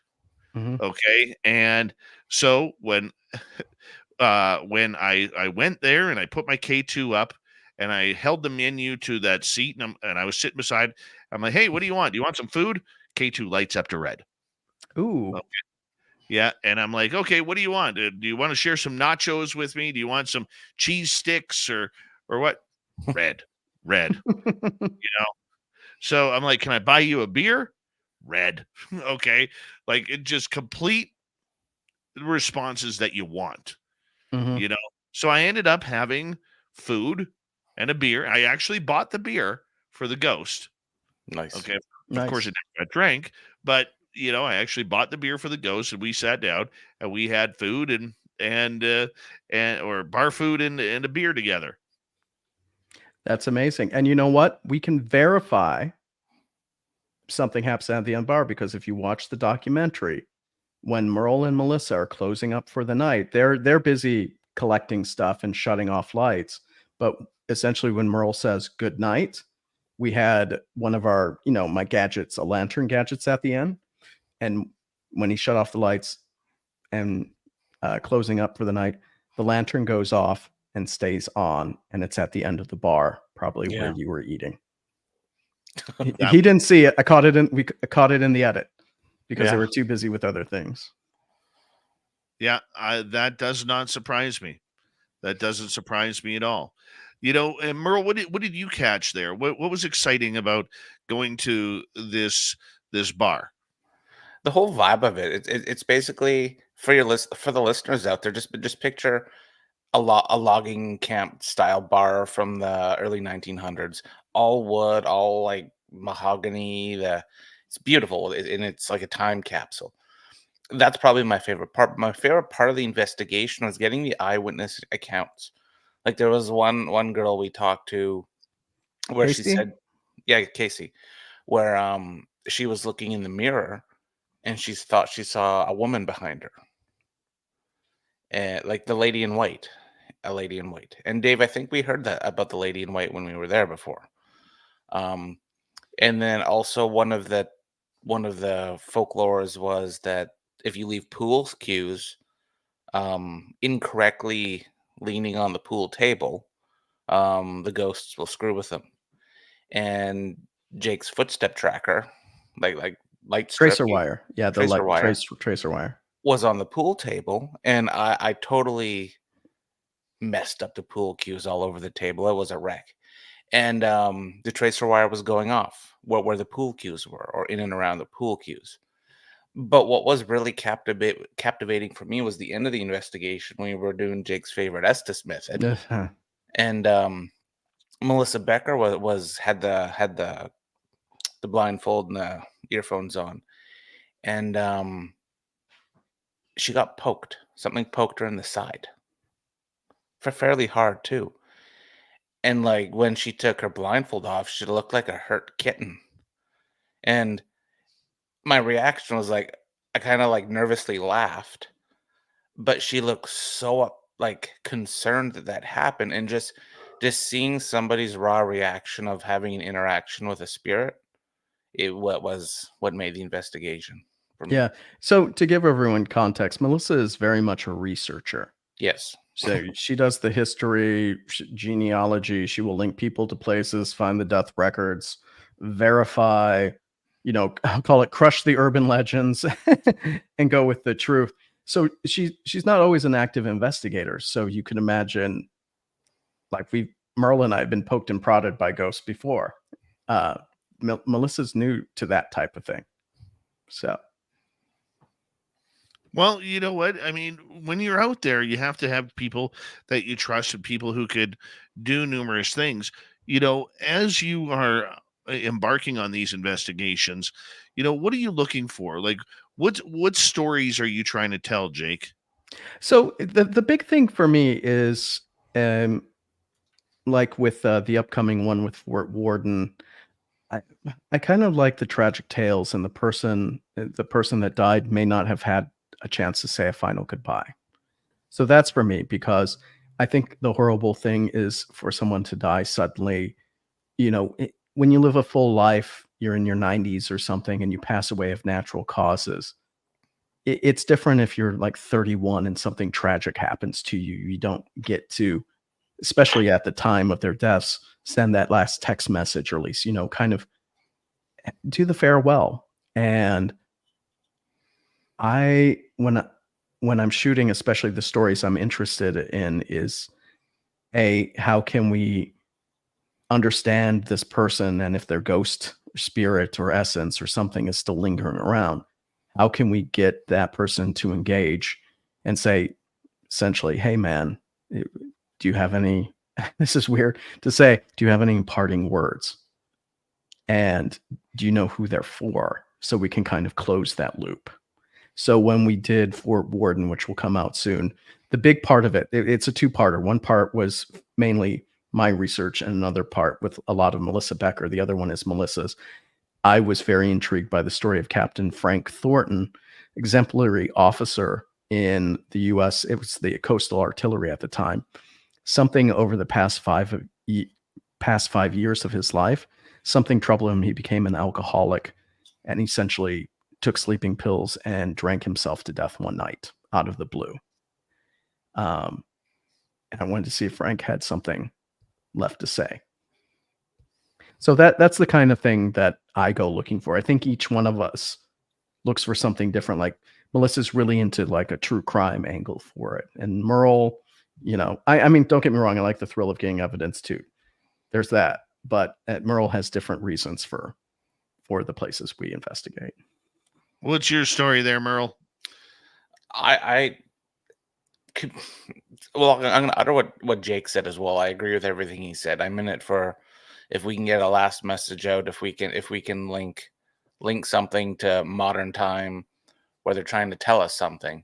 But again, preserving history, man, preserving these locations, preserving their stories, for everyone to know and hear. And if we can do that with the little documentaries we make, then that's a home run to me. Why is it a home run to you? Because we're documenting it, we're recording it, we're telling the story, we're getting really nice photos, nice videos of the actual location. Ghost hunting aside, we're telling one heck of a story everywhere we go.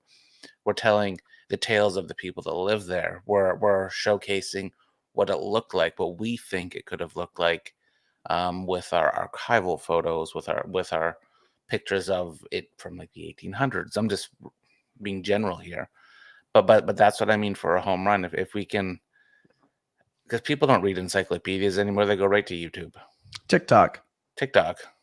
Yeah. How has, as we only got about 30 seconds here, how has this affected the way you guys ghost hunt? And has it made you more interested in putting more documentaries together? Oh yeah, for sure. For me, the big thing is to make more documentaries. The other big thing is when we set up the experiments to communicate with the spirits, the ghosts, something that will have some visual pop to it, or with good audio. Because when you're putting a documentary together, like personal experiences, feelings after the fact, that's not as impactful actually as like what happened in Fort Warden in the castle at the end of the chair. Right. Jacob Rice and Merl. We got Jacob for another half an hour. We don't know if Merl's going to stick around or not, but maybe he will. Stick Talking around. ghost hunting on Spaced Out Radio. Locations to film, ghosts to talk to. It's a good time on Spaced Out Radio. Stay tuned. I got gadgets. You Dave. got Avi. Look I got at nothing. this. I got nothing. Little Timmy Senor is in the chat room. We How's love our little resident things, you know. Timbit? You know what, Dave? I'll hang out for a half an hour. What do I got to lose? You know what? You are a trooper. I am. You are. Absolute trooper. This is why you're the Merl legend.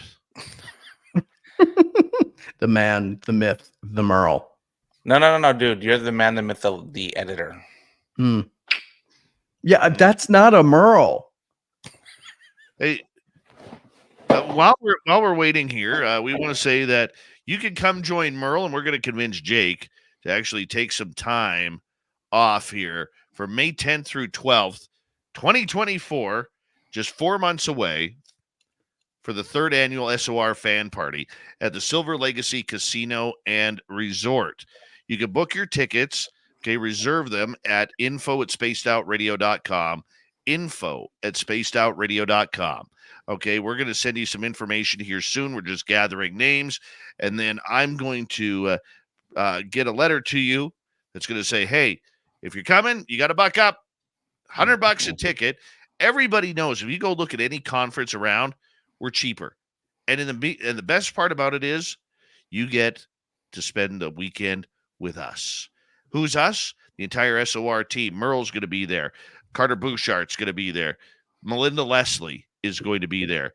Jim Goodall, Science Bob, and many, many more are coming to hang out with you. They're not coming to speak to you. They're coming to hang out with you. That's the difference. All right? You're not having to go to a conference, spend $300-400 just on tickets, never mind hotel rooms and all that garbage. Okay. These people are actually coming to hang out with you. If you want to take Merle or say, hey, Merle, let's go for dinner, or hey, Jake, what are you doing for breakfast? We get up at this time. We'd love to share some ghost stories with you over an omelet. Absolutely. They're going to do it. That's why they all come to hang out with you. You're the one supporting them. They're coming to hang out and be with you guys. So what does a weekend look like? Friday night, 6 o'clock. We're going to do a live radio show. Jessica Jones, Sweet Robbie G, and myself are going to host that. We're going to bring on all our special guests. Then Saturday morning, Merle's taking a bunch of people up to Virginia City for a ghost walk and a bunch of fun stuff up there. When you guys get back, if you want, you could go on a sky watch looking for UFOs with Melinda Leslie. Sunday is a free-for-all. Some of you got to go home. Some are hanging on out, partying for another day, like Dave. I'll be there. And that's what we're going to do. We're going to party. We're going to party all weekend long. And we're going to hang out. We're going to share ghost stories and everything that we do. It's been successful the last 2 years. We're going to make it a successful third. You can get your tickets today at info@spacedoutradio.com, info@spacedoutradio.com. $100 for VIP, which comes with a swag bag, a VIP party on the Friday night as well after the radio show. Or if you just want to come hang out for the weekend, $60 a ticket. It's way cheaper and way better than any conference you will attend all year long. So come join us, info@spacedoutradio.com, May 10th through 12th in Reno, Nevada. And Merle, I know you came for the first time last year. It was a blast hanging out with the fans, wasn't it? Absolutely. I enjoyed it. I enjoyed the listener party. That was fun. And just meeting everyone. That I think that's what was the best to me. It's just cool putting faces to names or nicknames from the chat and all that. And can't wait to do it again. And I like tacos. So let's go for tacos. Mm-hmm. Yeah, I like tacos too. The ghost walk will be fun. We're teaming up with the Bats of Belfry, and they're gonna give us a tour, kind of an insider tour of some of the old locations out there. Mm-hmm. You know what I love about Virginia City? It's the start of the Gold Rush Trail. which runs right by my house. That's true. Oh, wow. I didn't know that. Yeah. Yes. It's very cool. Very cool. I love it. So info@spacedoutradio.com. Let us know you're coming. And then we're going to get tickets printed up here very soon. So just be patient if you haven't heard from us yet. But we are wanting all of you there. Mm-hmm. So get there. Mm-hmm. I'm going to be there. I want to party with you. Party. Mm-hmm. I was gonna say, I just I don't know, Filthy is I just bought your Crypted cartoons. I didn't know you had that book, and I bought a print from you. I'm gonna get some Mothman with pizza. So thank you for the Nice. lovely artwork. Good call. Good call. Thank you to Louie and Jake for the super chats. And here we go at the next half hour, everybody.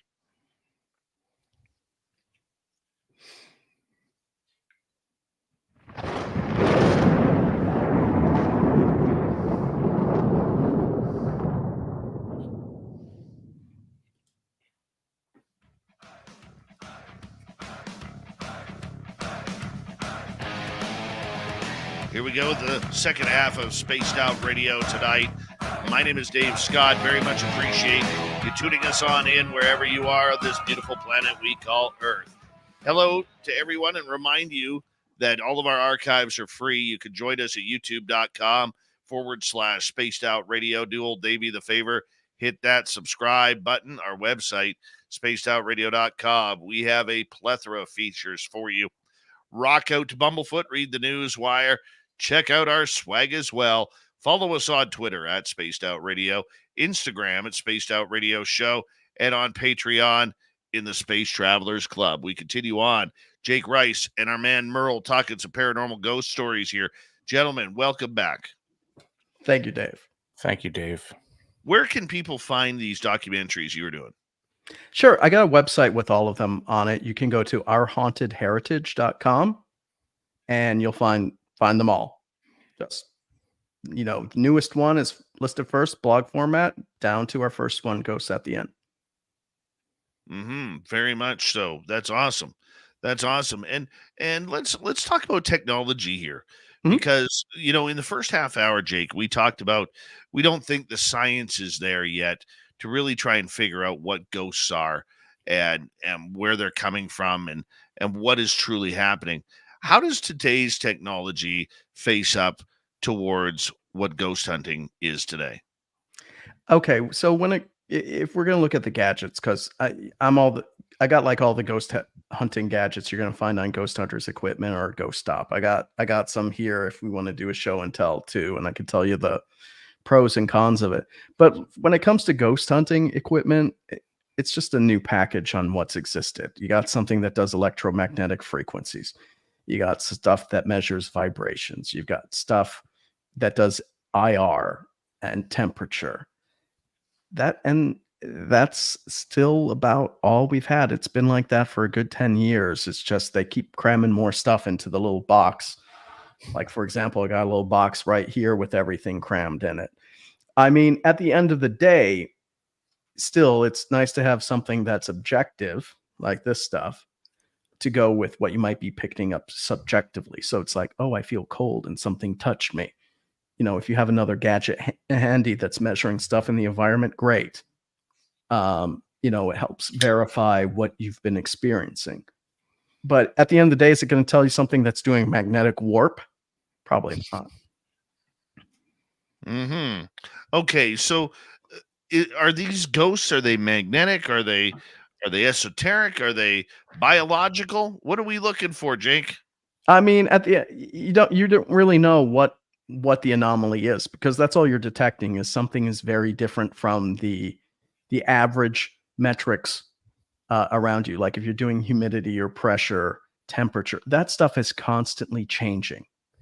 But if it's a big enough anomaly, it's going to set off a gadget. And that would be good to measure that. And at the time it was, and the intensity of it.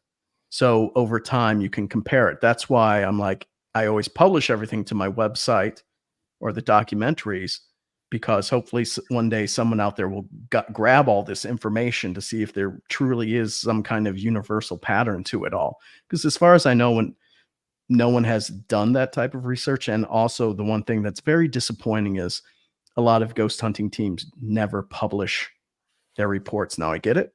If it's a private residence and people are very scared and they don't want their business out there, I totally understand that. But if it's a public place, come on, people. You did the museum. Go ahead and this is just my goat on that stuff as someone that publishes everything. Because that's how you advance things and say, okay, the only thing we can say for sure is there's some kind of electromagnetic thingy-majig that happened. And if we're talking about space and time, all of that stuff, that's going to be part of EMF. So if you can measure consistent, well, here's the thing though, is if you have consistent, steady EMF changes, it's probably man-made.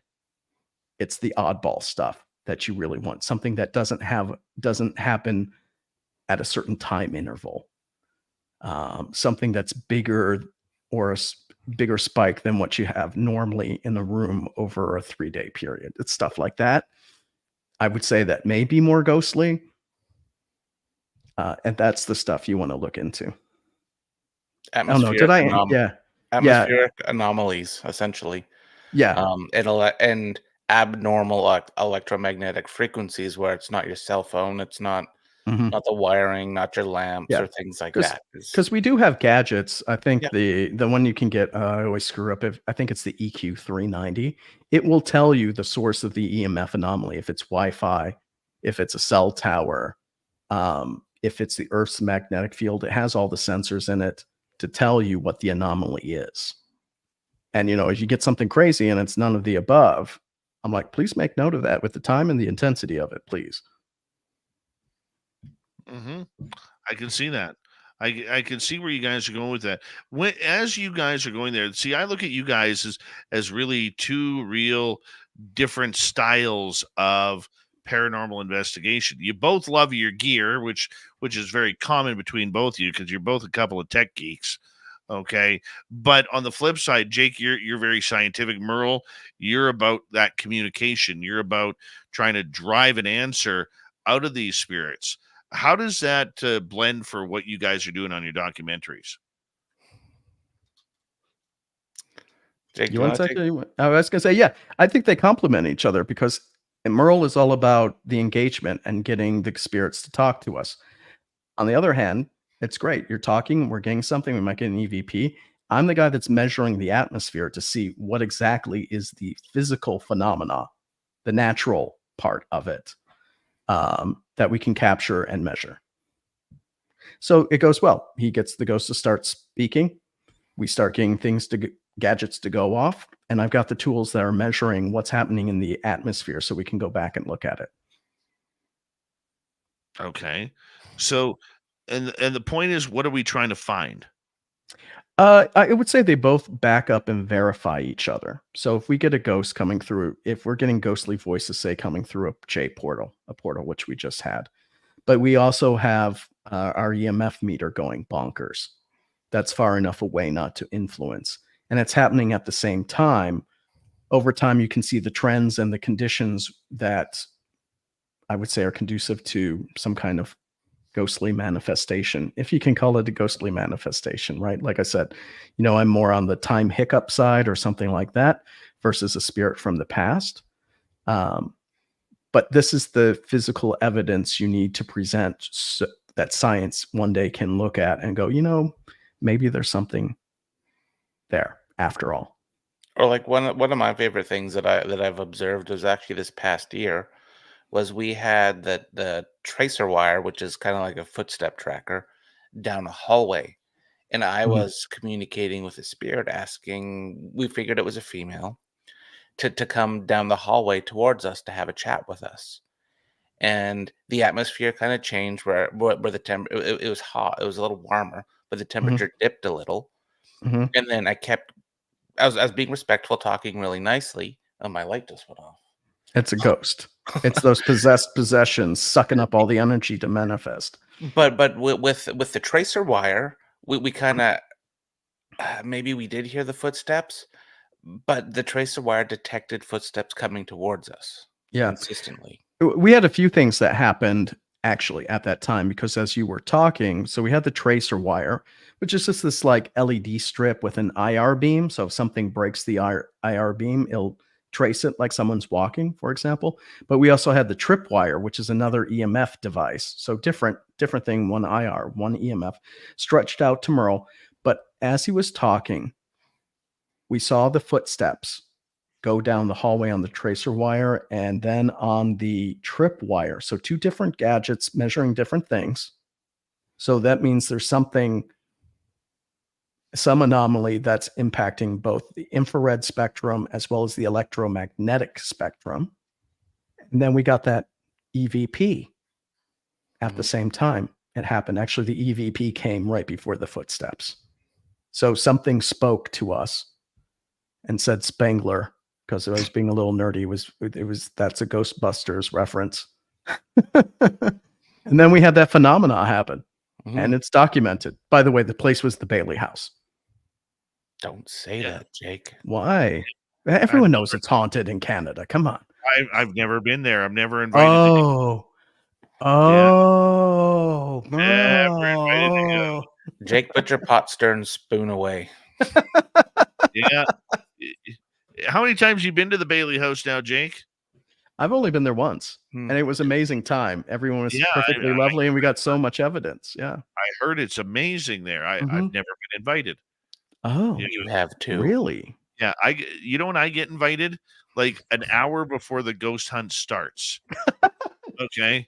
Aren't you like a 3-hour drive away or something? Yes, I am. Right. You know, getting back to the gear for a second, I over the years I've seen you guys use so many different pieces of equipment, and now you don't. Is it a process of elimination of what works for you guys? Very much. Explain And how that works. And it also depends on the experiments that we run. I don't know, Merl, do you want, because I flapped my gums last time. You want to flap your gums now? Sure. So basically, we have kind of like an Excel spreadsheet-esque of, we've been talking about an Excel spreadsheet of the gear pool we have. And how this works is each location we go to, we talk about the traumas that happen there or the type of hauntings that happen there. And we kind of go into our gear cabinet and pick the devices that'll work best. For me, when I first started ghost hunting, I was an absolute gear guy. I wanted everything right now. And I can tell you, I don't even have my original audio recorder from when I first started. I've learned so much about the different gear, the different type of stuff, but I would say, like, I think Jake would attest to, more fine-tuned to what actually works for us instead of what we see on the TV shows and looks cool. That makes sense. Does that make sense? Yeah. So one of our biggest learnings, like it was something that we used quite a bit, the gadget minefield, where we would put someone down and like have every single light up blinky gadget and looked amazing, right? We never got any evidence when we did that. It looks cool. It looked really cool for like pictures on social media and stuff, but it's like, take the picture. Okay, let's get rid of this crap. We've got to actually talk to a ghost here.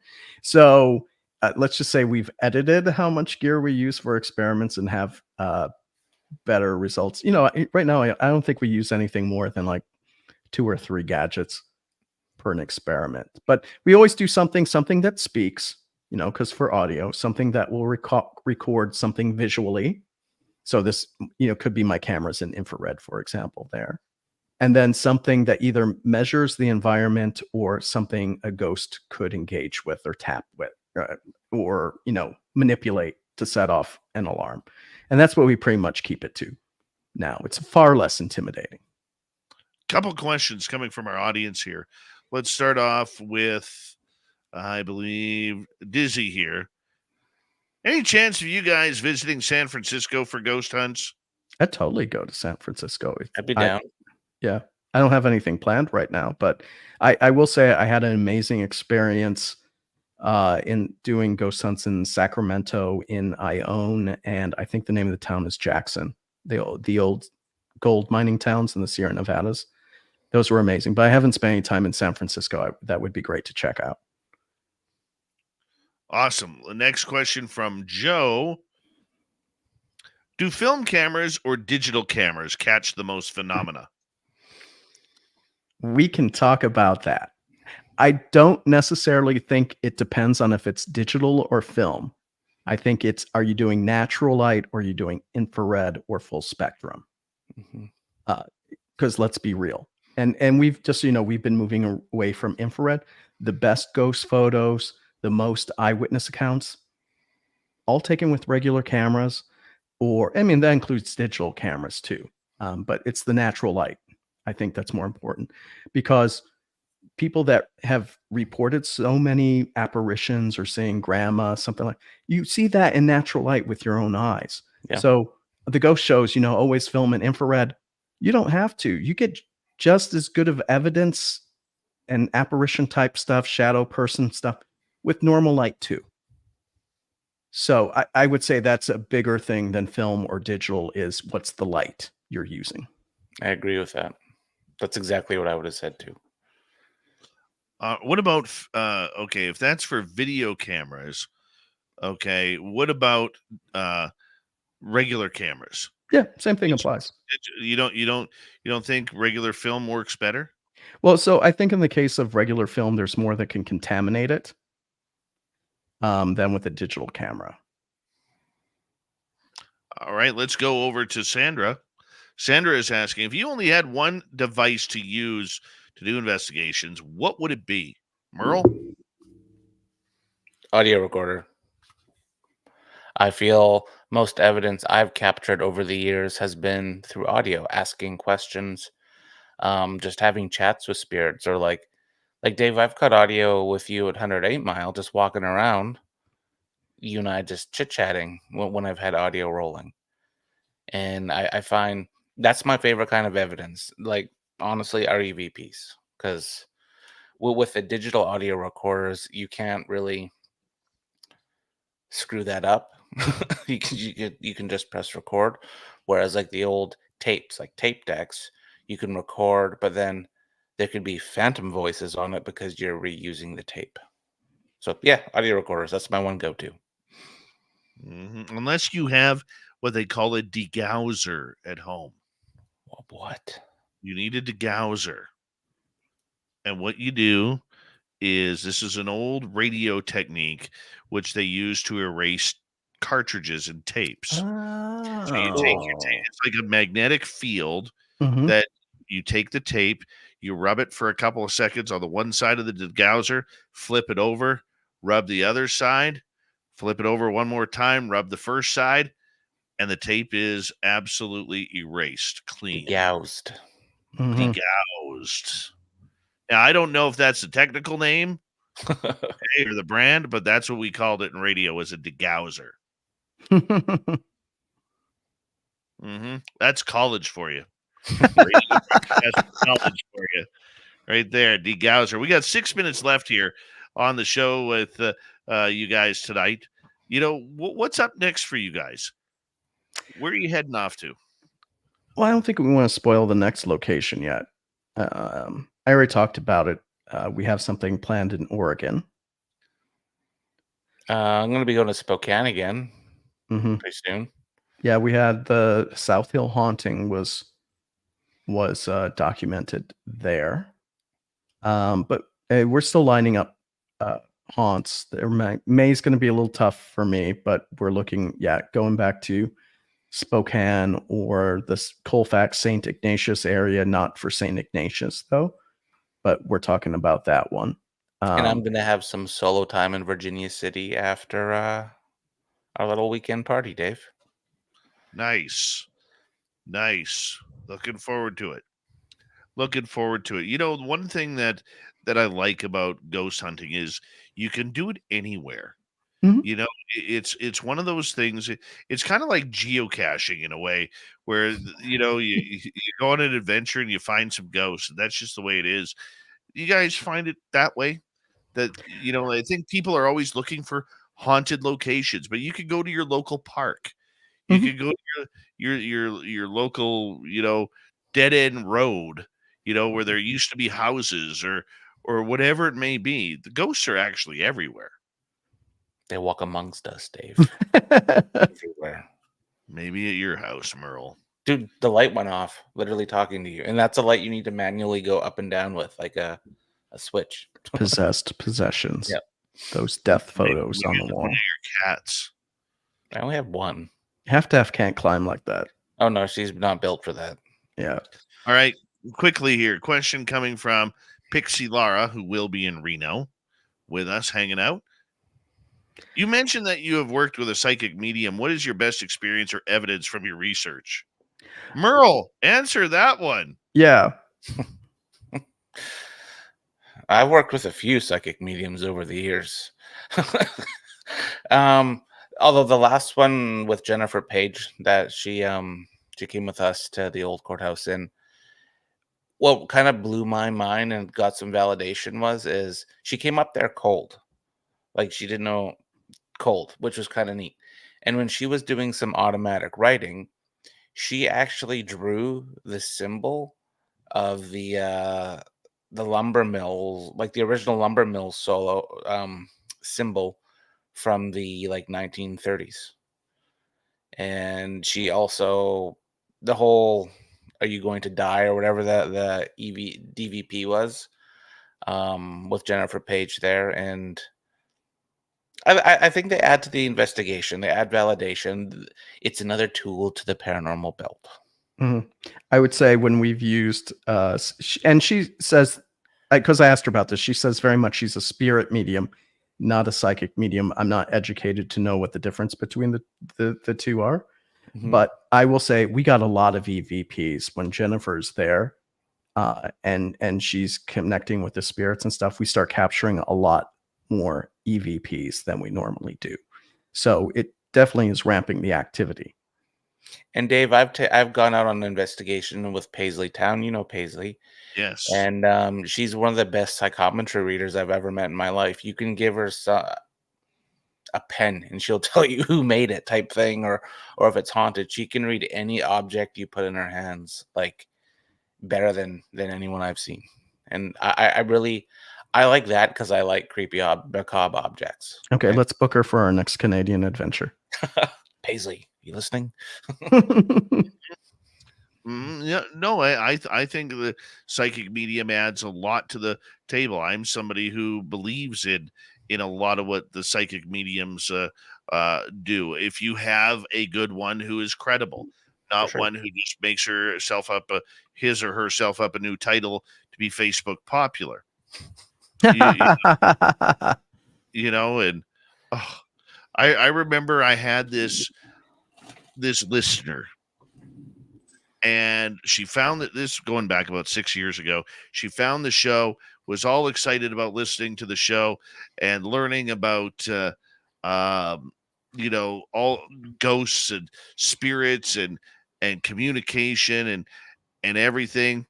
And 6 months later, she was doing psychic readings off of Facebook Live, claiming to be a major psychic in the paranormal world. And this girl, 6 months previous, was asking, how do you read people? How do you talk to people? Or how do you talk to the dead? And all that kind of stuff. It was absolutely hilarious.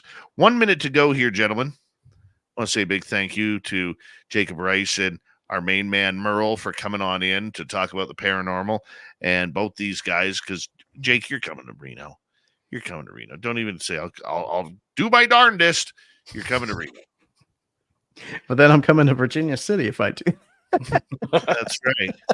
Yes, Jake, you're coming to Reno. Yeah. For our second or third annual SOR fan party, you can get more information at info@spacedoutradio.com or at spacedoutradio.com. We want to see all of our listeners there. We really, really do. Jake, tell everybody once again where they can find your documentaries with Merl.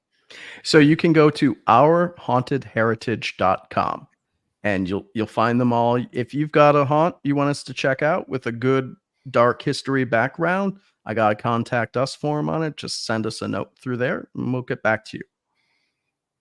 That is awesome. And Merl, Where can people find the Paranormal Road Trippers? You can find the Paranormal Road Trippers on Instagram and the Paranormal Road Trippers on YouTube. I'm going to be getting more active with doing some YouTube videos pretty quick here. And I guess we'll see you in, 3 weeks? With Ghost Club Paranormal. We got a really good show coming this month. Y'all better come back. That's right. The Merl Legend, Jake Rice, thank you for coming on Spaced Out Radio talking ghosts tonight. Coming up next, Steve Stockton from Among the Missing. Then, after that, Robin Haynes kicks off the next half hour of Spaced Out Radio in hour 3. We'll be right back.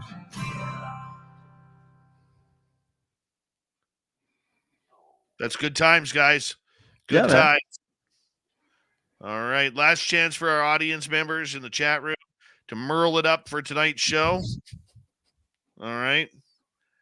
Gentlemen, we'll talk soon. Merl, I'll give you a call tomorrow. All right, ciao. All right. See you, Take Jake. care. Thanks, buddy. All right. Have a good night, folks. Bye. Later. Merl and Jake. Robin Haynes is in queue. Her hair looks perfect. And I'll be right back.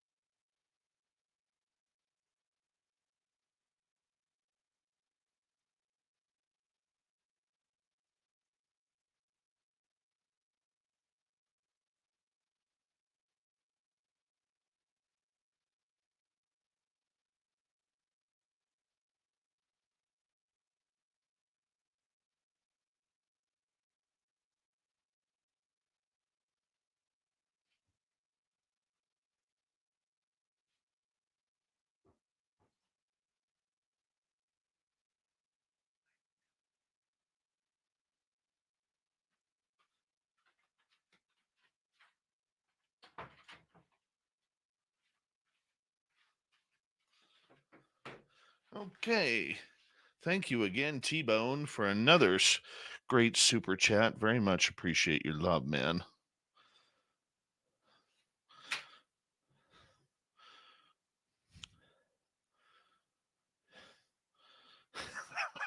Merl just sent me a text message. Bailey House this June. Lots of notice. Okay, Merl, thank you. Robin Haynes standing in the hot seat. Major Lee, how you doing?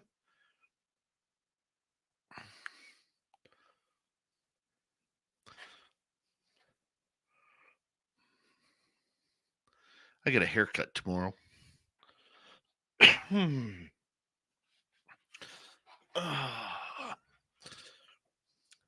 excited. Thank you to T-Bone times 2, Jake and Louie for the super chats. Very much appreciate the love and support. And we're going to get going in 20 seconds. Reminder to all of you that you can shop at our Spaced Out Radio store. We do not have ugly swag, people. Nothing ugly there. And I'm going to be soon going to get some more hoodies. We need more hoodies on there, especially zip-ups. So stay tuned on that. Here we go, everybody.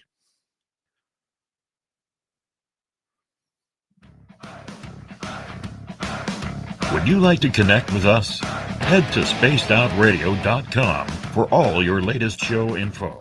Now, back to Dave Scott and SOR. Third and final hour of Spaced Out Radio is now underway. Thank you for joining us.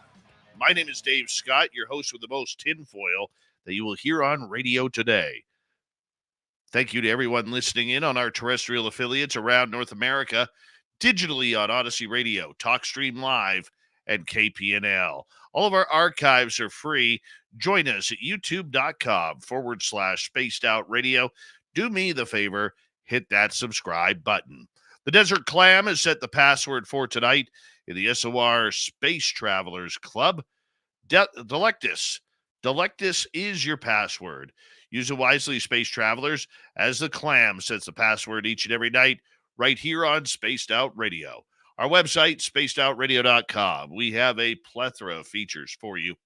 Rock out to Bumblefoot, read the news wire, check out our swag as well. Follow us on Twitter at Spaced Out Radio, Instagram at Spaced Out Radio Show, and on Patreon in the Space Travelers Club. It is that time of the night where we say hello to Steve Stockton from Among the Missing and another creepy story. Hello, friends. Welcome to Among the Missing YouTube channel on Spaced Out Radio. I'm Steve Stockton, and I'm about to take you on an unbelievable journey of people just like you. Their stories and encounters will haunt us on Among the Missing.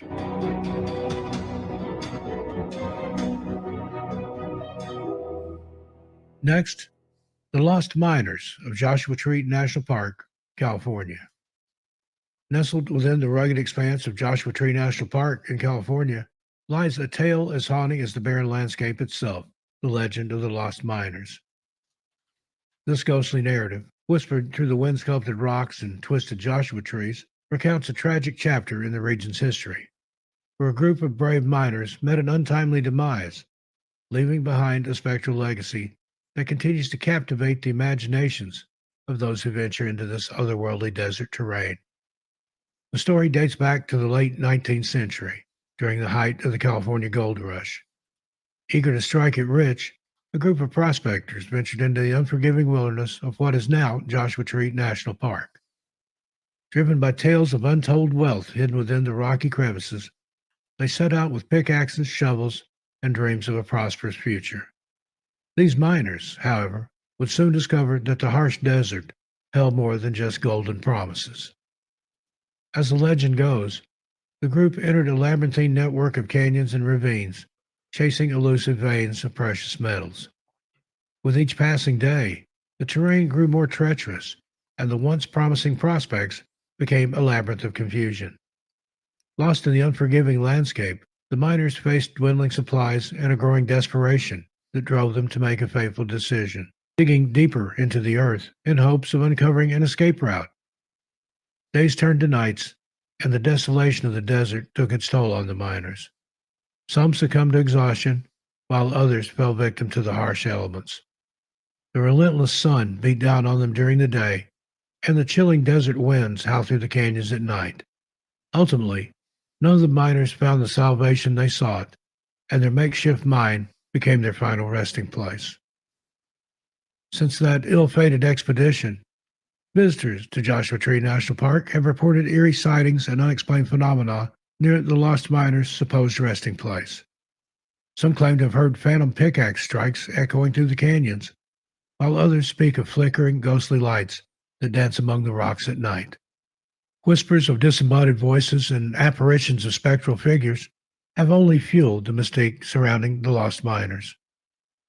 Though the historical records of this ill-fated mining expedition are scarce, the ghostly legend persists, passed down through generations as a cautionary tale of the unforgiving nature of the desert and the consequences of greed. Today, as visitors explore the rugged beauty of Joshua Tree National Park, they tread lightly, mindful of the spectral miners said to roam the canyons, forever bound to the landscape they sought to conquer.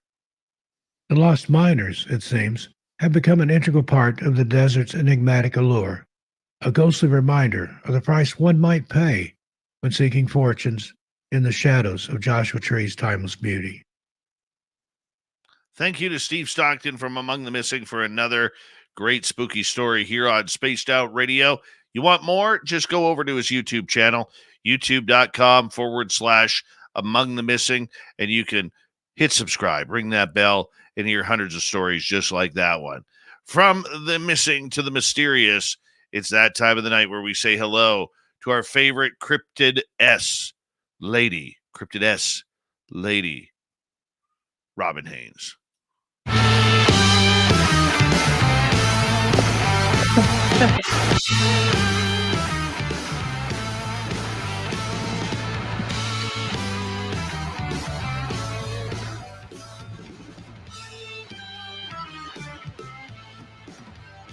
Robinator, nice to have you back again this week. How you doing? I'm good. How you doing, sweetie? I am good. You know what's sad though? What? It's early in February, and all the snow is already melted from my yard. Are you kidding? Usually at this time of year, I have about 2 to 3 feet of snow outside. And the worst part about it is the mountains around here are bare. That's scary. Yes, it is. And all the wildlife is off key then, which means if they're off key, everything else is as well. Exactly. So it wouldn't surprise me if the bears start to wake up early from hibernation because of They the used weather. to do that in Michigan. When I was in Michigan, when they had weird winters like that, they'd all wake up early. Yeah, we have a real pineapple express going through here. Now, the good news is it's supposed to cool down this week, but how did the weather conditions affect the cryptids that are running around, and how does it throw them off? Well, I think it does the same thing as everybody else. I mean, none of us know what to do. Hang on a second. I got a cough in my throat. None of us really know what to do with this weird weather. I mean, one minute, you're covered in tons of blankets. The next minute, you're hot. They don't know either. I mean, it's all messed up, and they don't know instinctually what they're supposed to be doing. Now, they've already got food stored away for winter, so that's good.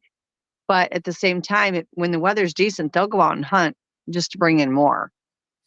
I think they pretty much ride it, but it's going to mess them up just like it does us. I mean, our people get screwed up. We don't know how to dress. We don't know what we're supposed to do, or set the thermostat at because it keeps changing. They don't have to deal with those issues, but it sets them off too. I mean, instinctively, they think it's wintertime, and now all of a sudden it's acting like summer weather and vice versa. And the poles are off base, so all the weather, is really screwed up. It's freezing here. Like I'm outside tonight, and you can see my breath. But then 3 nights ago, it was, 57 degrees at night. So you don't know what's going on. Yeah, it's weird times right now, and hopefully, we can only hope that it doesn't lead to extreme forest fires again, as it has been the last few years. Let's just knock on wood and hope. I'm curious, because one of the questions that I get asked quite a bit from people learning about cryptids is whether or not they stay in their territory, or if they are creatures that are migrating with the food populace.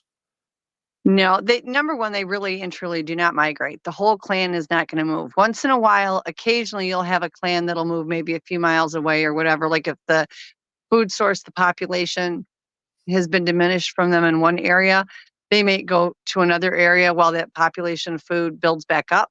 What they will do, because they do follow the like the elk herds in Colorado, they do that, or they follow the food sources, but the entire clan does not. They have hunters for the clan that will go off for days on end and they will follow.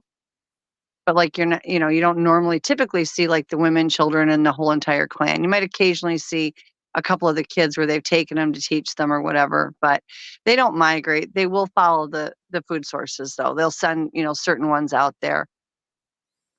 Right. I always wonder. I know you believe that creatures like Sasquatch are like forest dwelling people who, that may have some supernatural ability, whether it's telepathy or camouflage or whatever their specialty may be. What about other cryptids that are out there? Do they have those? How do you think of, say, a dogman or a gnome or a forest dweller, little people? How would you describe them?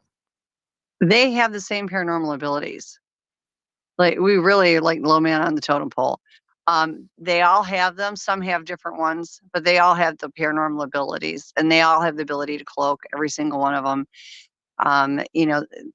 The amount of abilities that the Sasquatch have is extraordinary, and it's very extensive. And all of these beings, for lack of a better word, have those kind of abilities. I mean, they're not all mirrored. It's like every single one doesn't have the same, but they all have paranormal abilities. They're all telepathic. They all have the ability to cloak. Most of them have the ability to shapeshift. Some I've seen levitate. They can all make the orbs. They can take energy and create their own orbs. I mean, an orb is an energy being. They can create that. They use them. So yeah, they've all got a lot of power behind them.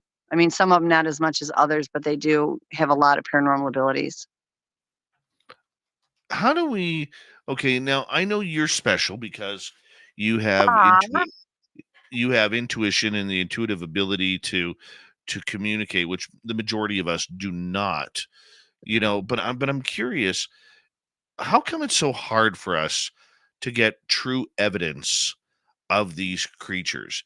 I'm not talking, pictures that have been so zoomed in that they are pixelated, and people would say, see that square over there? Well, that's an eyeball, and that black part up there's the forehead. And if you look down to the left, that's the pinky toe. I mean, that's kind of what we get from the majority of people out there. Yeah. How come we just can't seem to find good evidence if so many people are trying so hard to find these creatures? Well, first off, even when you do get the good evidence, nobody believes you. They think it's a hoax. So that's already going to be an issue. The second thing is when it comes to these photos, you're talking about all of these beings are high frequency, high energy. We have digital cameras now. If you notice on the Patterson Gimlin film, it was crystal clear, and they had the 8mm film, I think it was, because it wasn't digitized yet. Digital cameras have really made it harder because they can mess with it. And when you have something that is of a high frequency and a high energy like they are, it literally blurs it. It distorts it. Now, there are ways to kind of move around that. Instead of like if you were to see one, you would never put them in the center of the frame. Put them off to the side. When they're off center, it's harder for them to manipulate it, and it's harder for their frequency and energy to make it blurry. The other thing is if you go outside and you take random pictures, and I've talked about this on other shows as well, take random pictures of scenery, just random. Stand in a circle, go click, click, click, and turn around.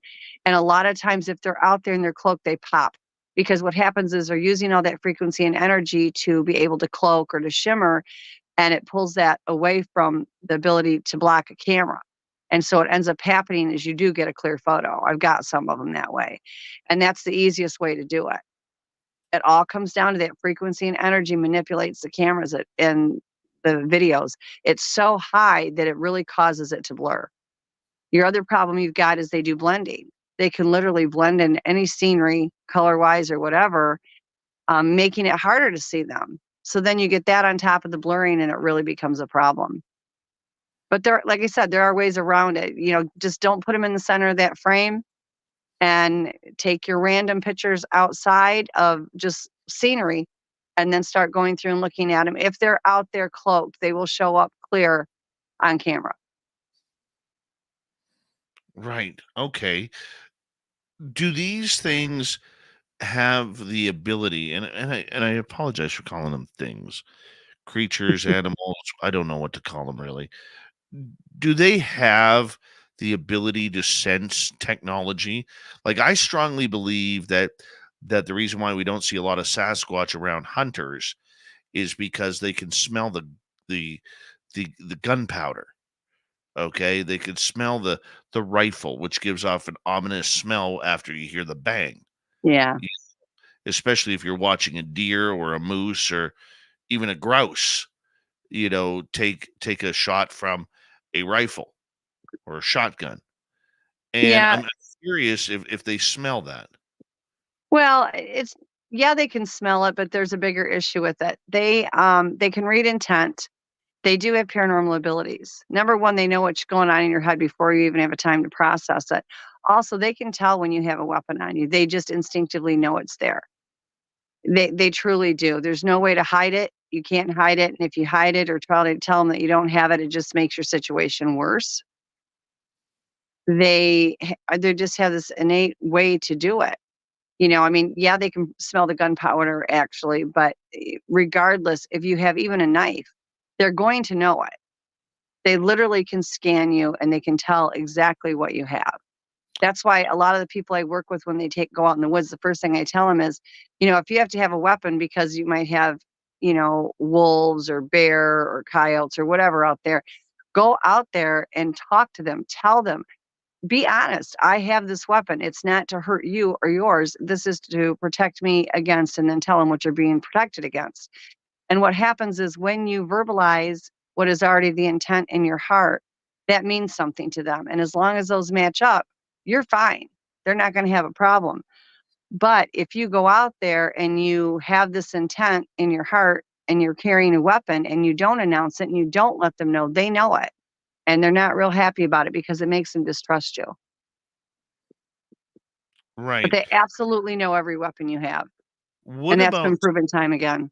what about times where we hear of hunters almost being stalked by creatures that they don't know, that we can only assume would be Sasquatch or a dogman? Well, you have to understand now, when you go out in the woods, you're in their homes. I mean, we have our homes that we live in, but when you go out in the woods, you're now in theirs. They can read anybody and anything at any time. They know if you've got a weapon on you. So now you have this weapon out there, and you're walking around in their territory. Their concern is their family. So they are going to stalk them. They're going to follow them. They're going to make sure that they're not doing anything they shouldn't be doing with that weapon, so that no harm can come to the family or the clans.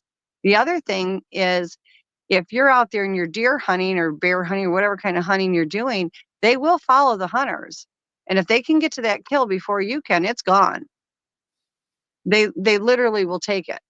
It's an easy meal for them. They don't have to do a lot of work for it, and they'll take it back to their families. Yes. So you've got two things going on there. Yes. It's funny that you mentioned that, because when I took my hunting course 2 weeks ago, that's one thing that they stated for hunter safety to be very, very aware of, that Mhm. over time, predator animals have learned that the minute there's a gunshot, instead of Oh, running yeah. away from the noise, they run towards it now, because Yeah. they've learned that these weird looking two-legged bipedal creatures that speak and wear weird clothing or weird fur, which is us, okay, we're hunting the same food they are. Yeah. And they are. I mean, if, like, let's say you drop a deer and they get to before you, it's gone. I've talked to countless witnesses that have followed a blood trail for the deer, only to have it disappear. and they're looking around where this, the blood trail went, and all of a sudden they see a deer and a Sasquatch has it.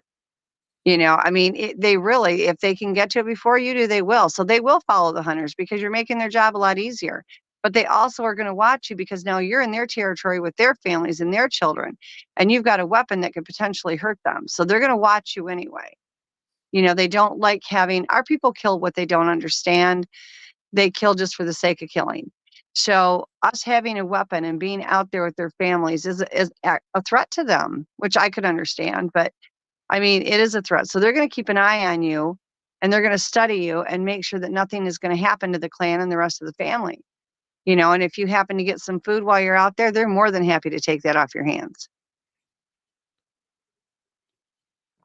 Hey, why not? It's nature at its finest, right? Exactly. Exactly. It's like if you go to the grocery store and they say, hey, we're going to give away free meat. Who's going to turn that down? You're not. You're going to take it while you can get it for nothing. It's the same thing with them. I mean, they can go out and spend all day and find, a deer herd and kill a deer and take it down and gut it and do everything else. Or you can do all that for them and they'll just pick it up and walk off. The way that okay, so let's get back to tracking down hunters. When say a Sasquatch is in the midst of hunters, Uh-huh. knowing that they're carrying a weapon that could probably hurt them, how are they trying to attack the hunters or scare them off? They actually are just monitoring them. If they feel that they're doing anything that might be a little bit iffy, they might scare them off. There has been several different accounts in places all over the world where the hunters have gone to shoot at something or even at them, at the Sasquatch, and the weapon misfires. They will use the energy and their frequency, and they will make it misfire. I know people that's happened to before. And then once they're gone, the weapon goes back and works perfectly fine. But if they think that you are going to use that on them or their family or in a negative manner, they will show up. They'll take it. They'll definitely take it. If they get, if it comes down to that, they would rather avoid it. They'd rather be away from it. But, they are not going to hesitate to do what they have to do to keep everybody safe. Right. Okay. So when they are, say, stalking hunters, are they how can we put it? Are they alone, or are they Generally, no. Like every time you see one out, people will say like, yeah, I saw this one or that one. They're all hooked together through a collective consciousness. So there's generally not where there's not another one somewhat nearby that can't be there in a second. And like as far as the stalking a hunter goes, they're generally 9 out of 10 times they're just looking to see if the hunter gets anything. I mean, then you have that other percentage where it's okay, he's got a weapon, he's in our territory with our families, so we're just going to watch him. They don't really want to do anything. They just literally want to watch him. But a lot of them, even like the hunters that are up in tree stands, and they've gotten them on video before and on the tree cams where they've got him walking under the tree stand. I talked to one gentleman and he's like, this thing was right under my foot. One guy said it actually bumped up against his foot. And he said he just froze. He had a bow with him, and he said, what am I going to do with the bow against that? So he just kind of didn't move and stayed quiet, and it went on its way. But they keep an eye on you. They used to, years ago, during bow season, I'd wake up in the morning and I'd find piles of arrows on my front porch, where these hunters would go out and they'd miss the prey or whatever, and they'd lose their arrows. And the Sasquatch would go get them, and I'd get up in the morning. I had a ton of them. My kids loved it because they loved to bow and arrow hunt and target shoot. They never had to buy arrows. We had a ton of them because the Sasquatch kept bringing them up and dumping them on the porch because he wanted them out of the woods. That's right. Robin, thank you so much for being on the Cryptid Report. We will talk to you next week. You got it. You guys take care and have a wonderful week. Bye. Robin Haynes, everybody. The most colorful laughter in cryptozoology. We love her around here. She'll be back next week with the Cryptid Report. Coming up next, we got a fun half hour for you. It's the Dave 101 and the weird news of the week. Stay tuned. Spaced Out Radio continues right after this.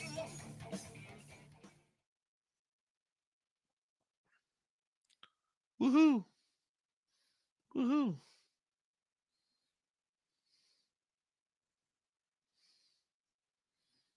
Woohoo. Yay. Yay.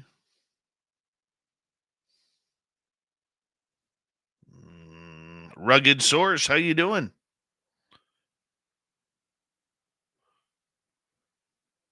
Who else jumped in here that I didn't see?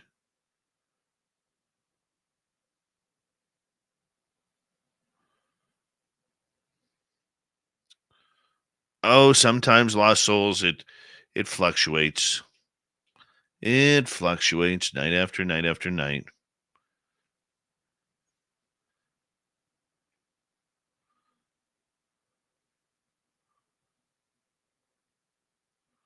Hairstylist Vanessa. Going to my hairstylist tomorrow. Nikki. She loves my hair.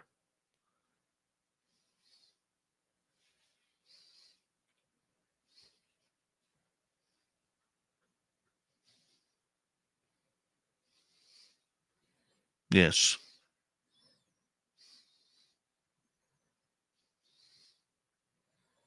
That's not nice, Major League. Oh, Major Lee. Just shake my head at you sometimes.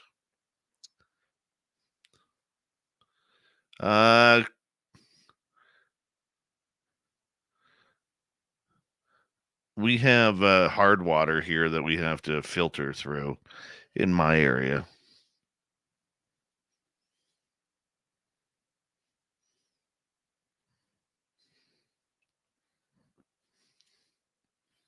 Hi, Lewis McCaskill. Noble Patrick, with a name like Noble Patrick, of course you're an outdoors person. You're very regal with the forest.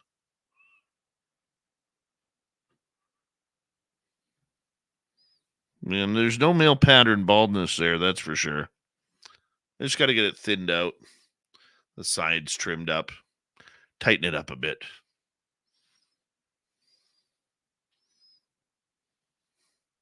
A little bit longer is what I want it. Looney from Canada. How's up north doing?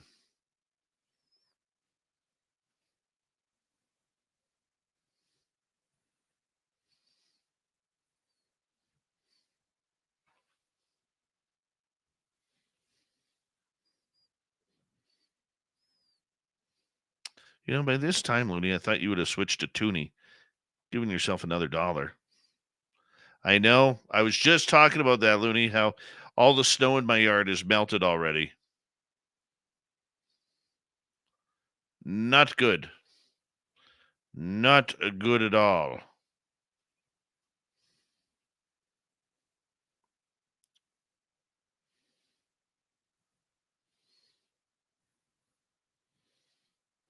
Way too warm.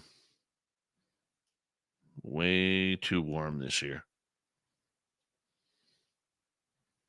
It's supposed to cool down to minus temperatures this coming week, but you know, it's going to be between like 0 and -4. Yes, we are going to pay this summer, and I hope it's not bad. Definitely getting the bug out bags set up early. You have to.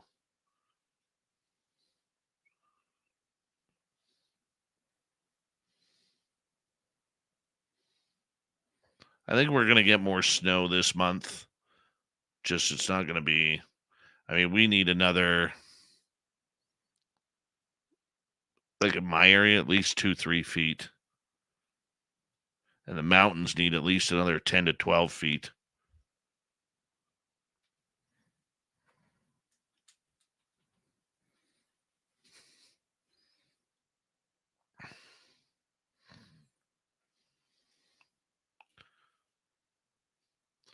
Yes.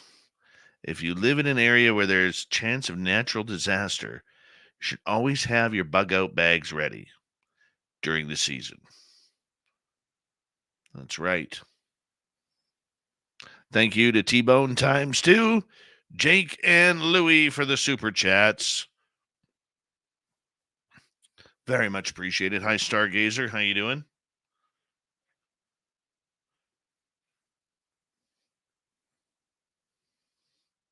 Here we go.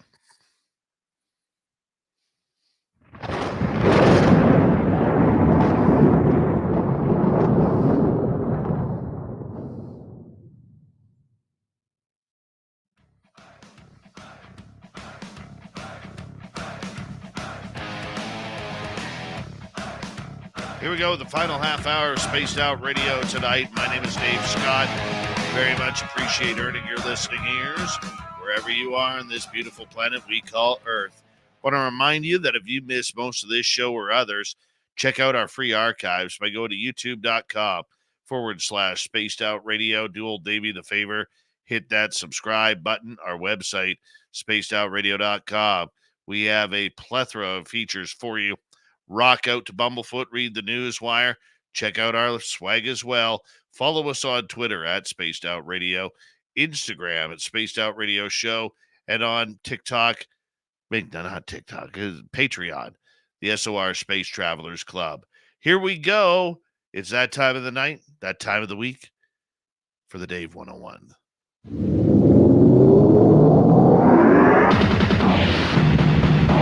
It's time for Dave 101.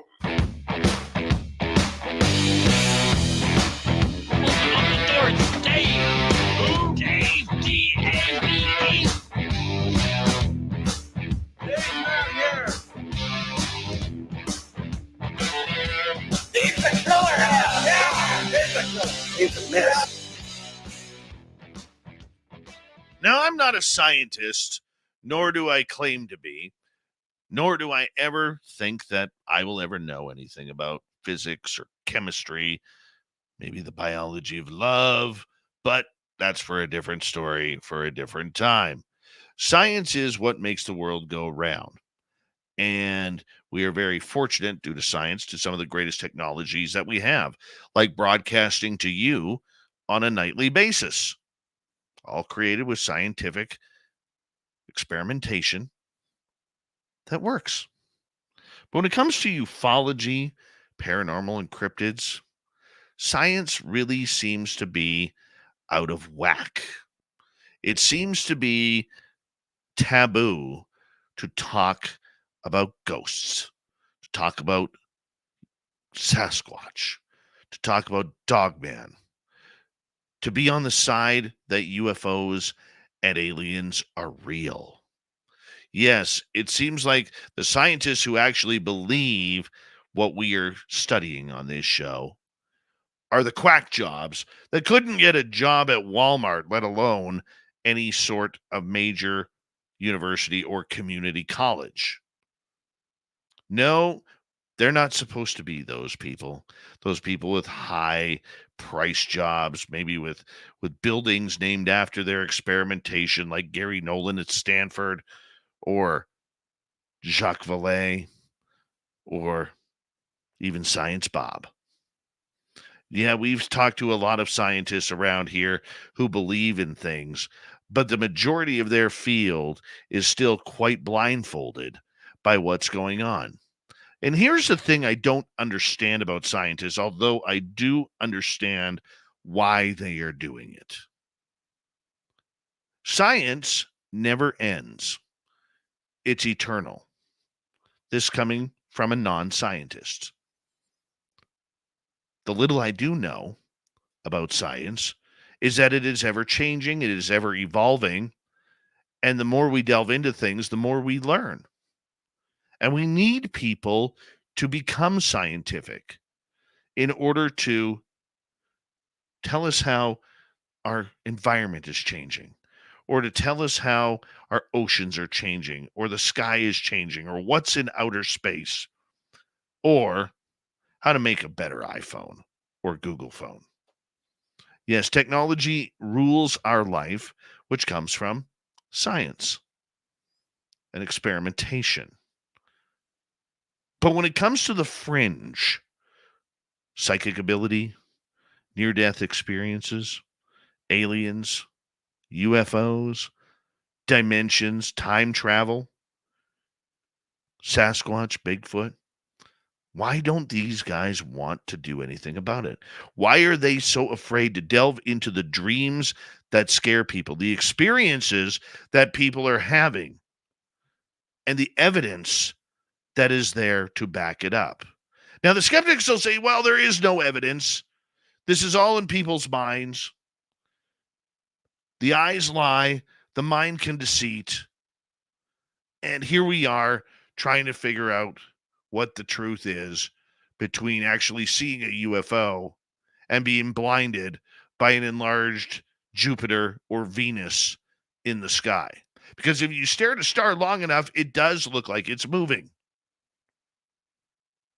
Well, most people that I know can tell if something's moving or not. Most people that I know are honest, good, hardworking folk, and they are not the conspiratorial type that they are made out to be. They are not. Yet we have people like Neil deGrasse Tyson out there, who is a brilliant astrophysicist, who was called on the carpet by Dr. Gary Nolan of Stanford about deGrasse Tyson's continued mockery of UFOs and their existence on Earth. Now, for the record, Tyson does believe somewhere out there probably is a good chance of life. It just hasn't traveled to Earth. It just hasn't made its way here. There are no spaceships traveling around our hemisphere, coming down from the stars, trying to find life on this planet. He doesn't believe that aliens are here. He doesn't believe that aliens have abducted people. Science for Neil deGrasse Tyson, when it comes to UFOs, doesn't exist. And the question is why? Why the hatred and loathing of this topic?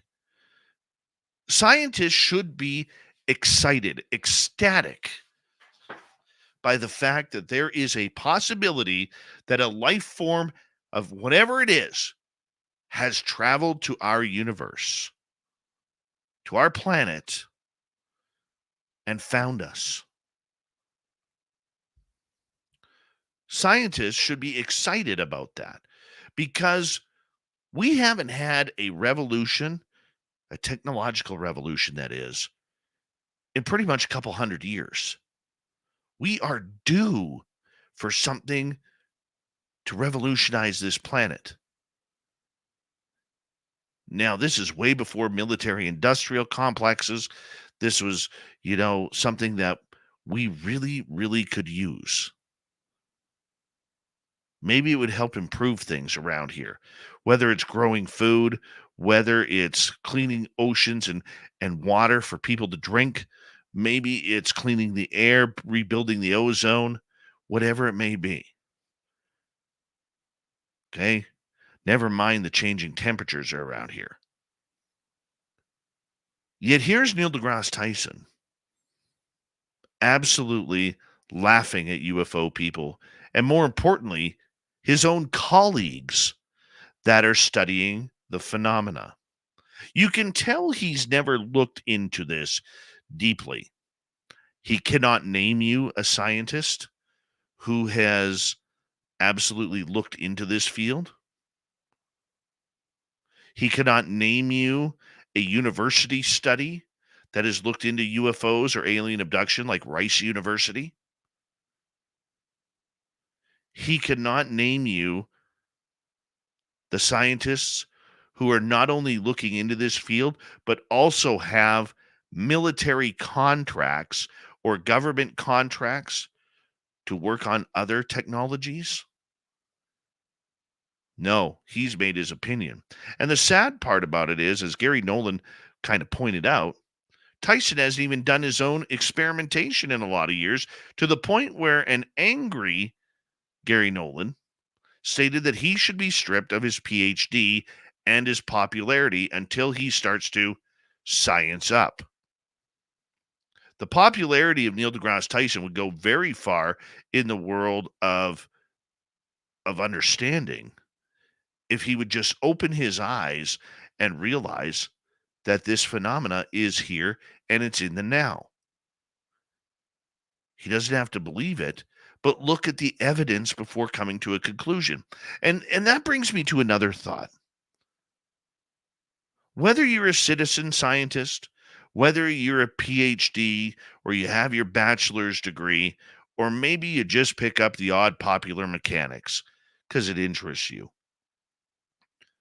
We have too many people today who are playing scientists rather than acting like scientists.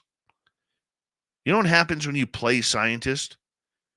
You don't look at the evidence. What you do is you base your results on your opinion. And it's very smug. It's a real narcissistic attitude to take that course of action. Now, on the flip side of Neil deGrasse Tyson, there are a plethora of scientists out there that would love to study UFOs, probably even believe in UFOs, but their tenure, their contracts, their studies that have been funded by private investors really hold them back, where they are sooner wanting to be employed with benefits than actually putting their personal beliefs out there on the line, which could cost them a grant, a donation, or whatever it is. They don't want to lose their job over it. They don't want to lose their school tenure. They don't want to lose their popularity for believing in pseudoscience. That's why we only really have Dr. Lynn Katai or Dr. Jeff Meldrum looking into the Sasquatch phenomena. That's why we only have other doctors who are out there looking into this field, and yet they keep a quiet name. For instance, if you go look at the members of the Scientific Coalition of UAP Studies, otherwise known as the SCU, their scientists, most of them we've never heard of in this field. They are people who have secretly and quietly put their names forward to try and grow a better understanding of what UFOs, or in this case, UAP, actually are. What is their propulsion systems? What is their anti-gravity? How do they fly when they look like an object that shouldn't fly? Scientists should be intrigued by this. They should be excited. They shouldn't be arguing. So just remember, scientists out there, like deGrasse Tyson, are few and far between, but they seem to have the loudest mouths of skepticism because they're willing to shoot down the possibility of what the government is saying, that there are no UFOs out there. Thank you, Dr. Sean Kirkpatrick. However, if just once one of these people, before they opined their thoughts, would actually take a look at the evidence and the studies behind it, maybe they would change their mind. Maybe we'd be able to move a little bit forward. Scientists' job is to not use opinion. It is to use facts from evidence. That's why they come up with a purpose, a procedure, eventually working their way down to a conclusion on whether something works or doesn't. Not Neil deGrasse Tyson, though. No. He wants to stay as America's scientist because it's a fun position. It's fun being on TV. It's fun getting asked to be on shows like The Big Bang Theory or Little Sheldon. It's fun to be recognized on Fox News or CNN or in the New York Times. That's what's fun for him. It's not about the evidence. It's about the popularity. Gary Nolan schooled him by calling him out. And DeGrasse Tyson always seems to dodge his detractors, his fellow scientists who are calling him to the carpet about this subject. Why? Why are you hiding, Neil? What do you have to hide? You should be excited about it. You should be excited the fact that there is possibility of a new revolution coming, and you could be at the start of it, but you're choosing not to. Why?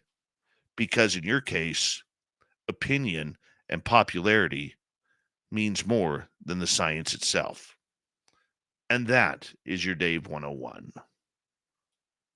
What time is it? It's time for Shirky Poo's news.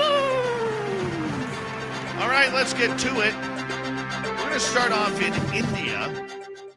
Why are we starting off in India? Well, because in New Delhi, Indian police cleared a suspected Chinese spy pigeon.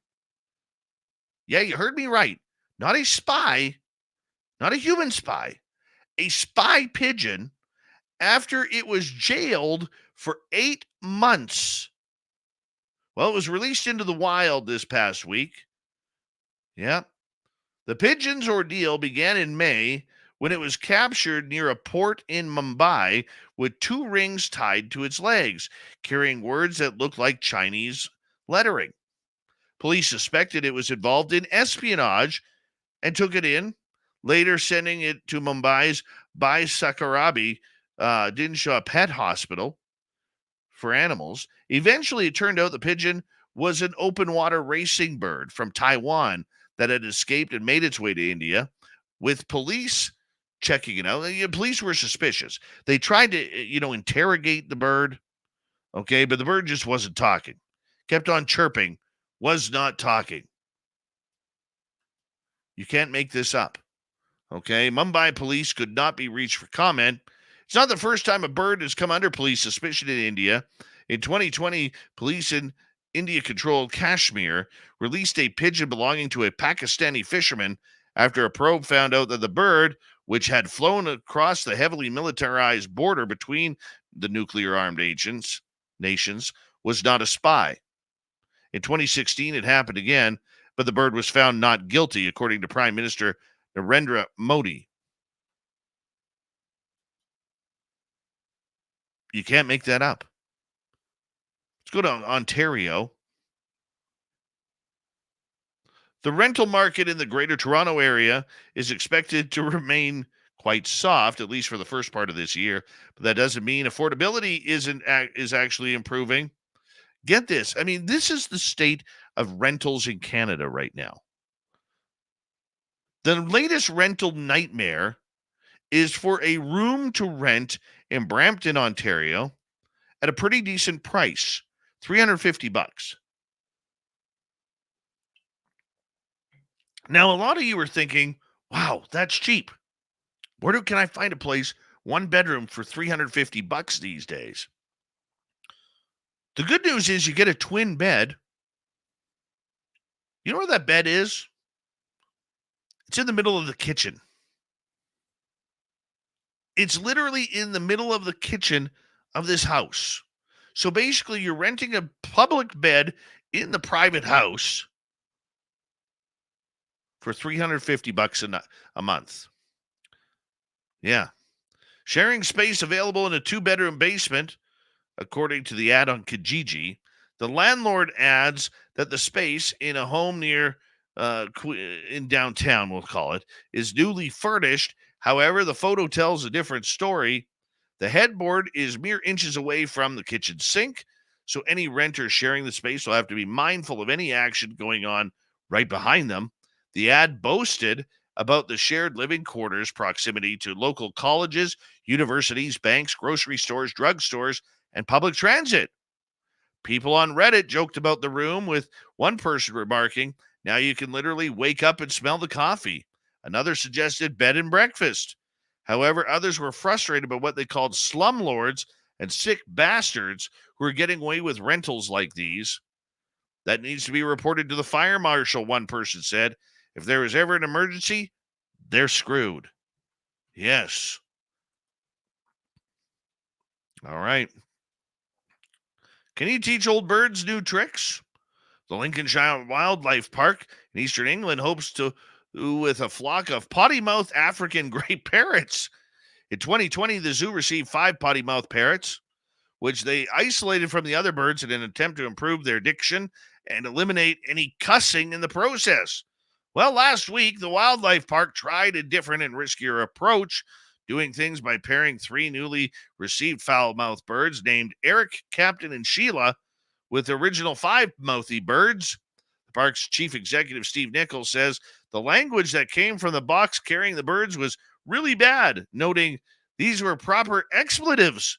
Nichols said the zoo is putting 8 offensive parrots with, well, they're trying to teach them 92 non-swearing words instead. You can't make this up. Oh my.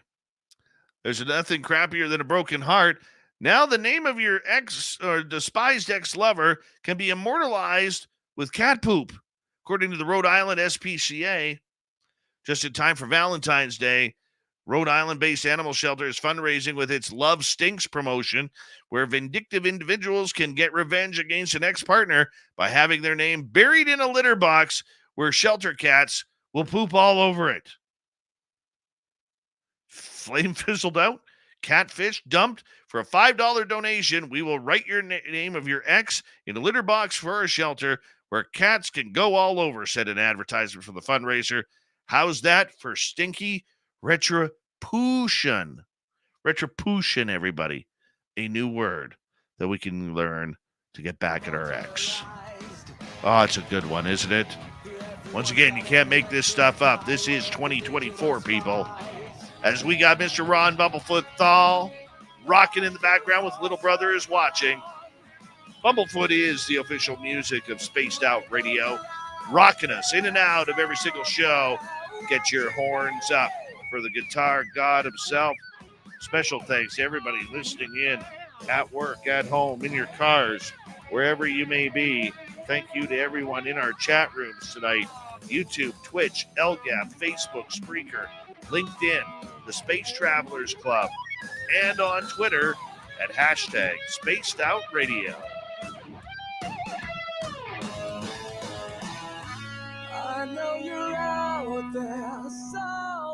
Remember, this show is copyright by Spaced Out Radio and SOR Media Ventures Limited.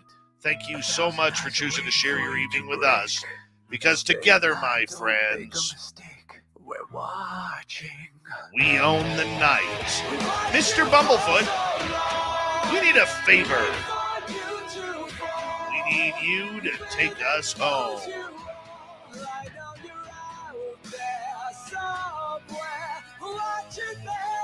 Yes, the Woo Train has docked for the night. But soon, my friends, we shall ride again. Your seats are always available. Your tickets never expire. And if you want to bring a friend, we've got room for them too. Good night.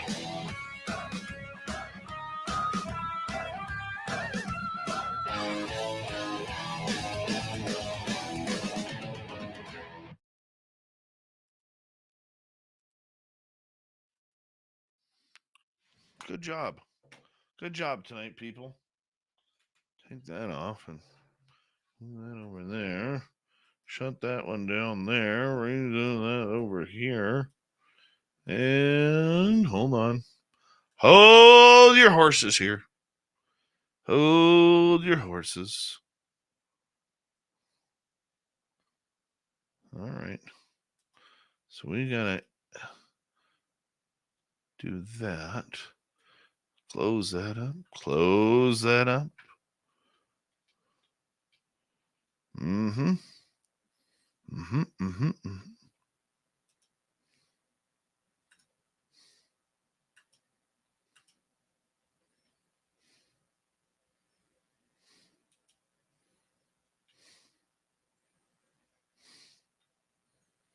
Oh, What's Bank of Canada doing today? Hold on.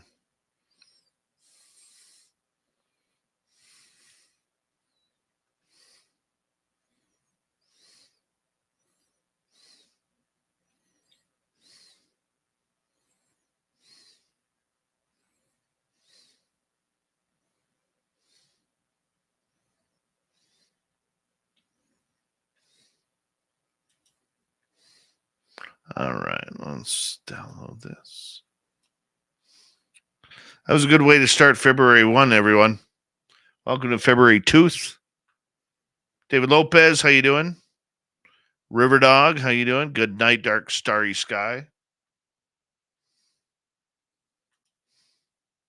Tomorrow night on the show, the conductor of the Woo Train, R. Keith Andrews, and the ET Connection. It'll be a fun night. Hope you all join us for that one.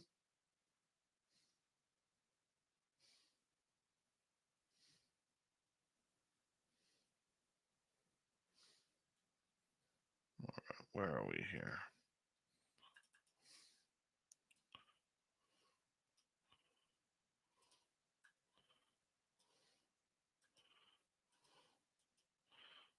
All right, let's get this thing going.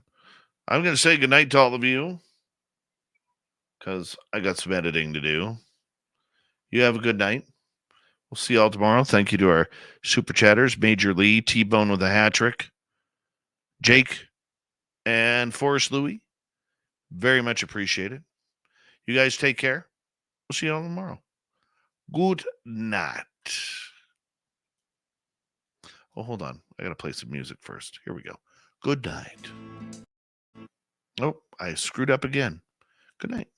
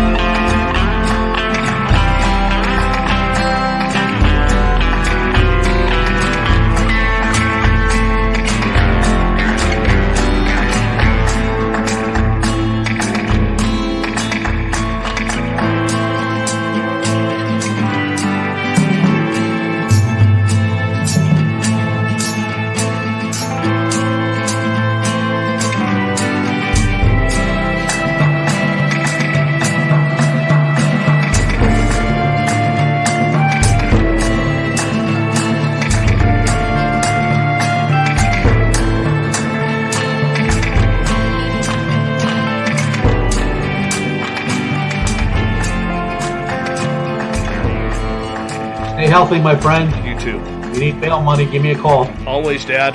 Take care. You too.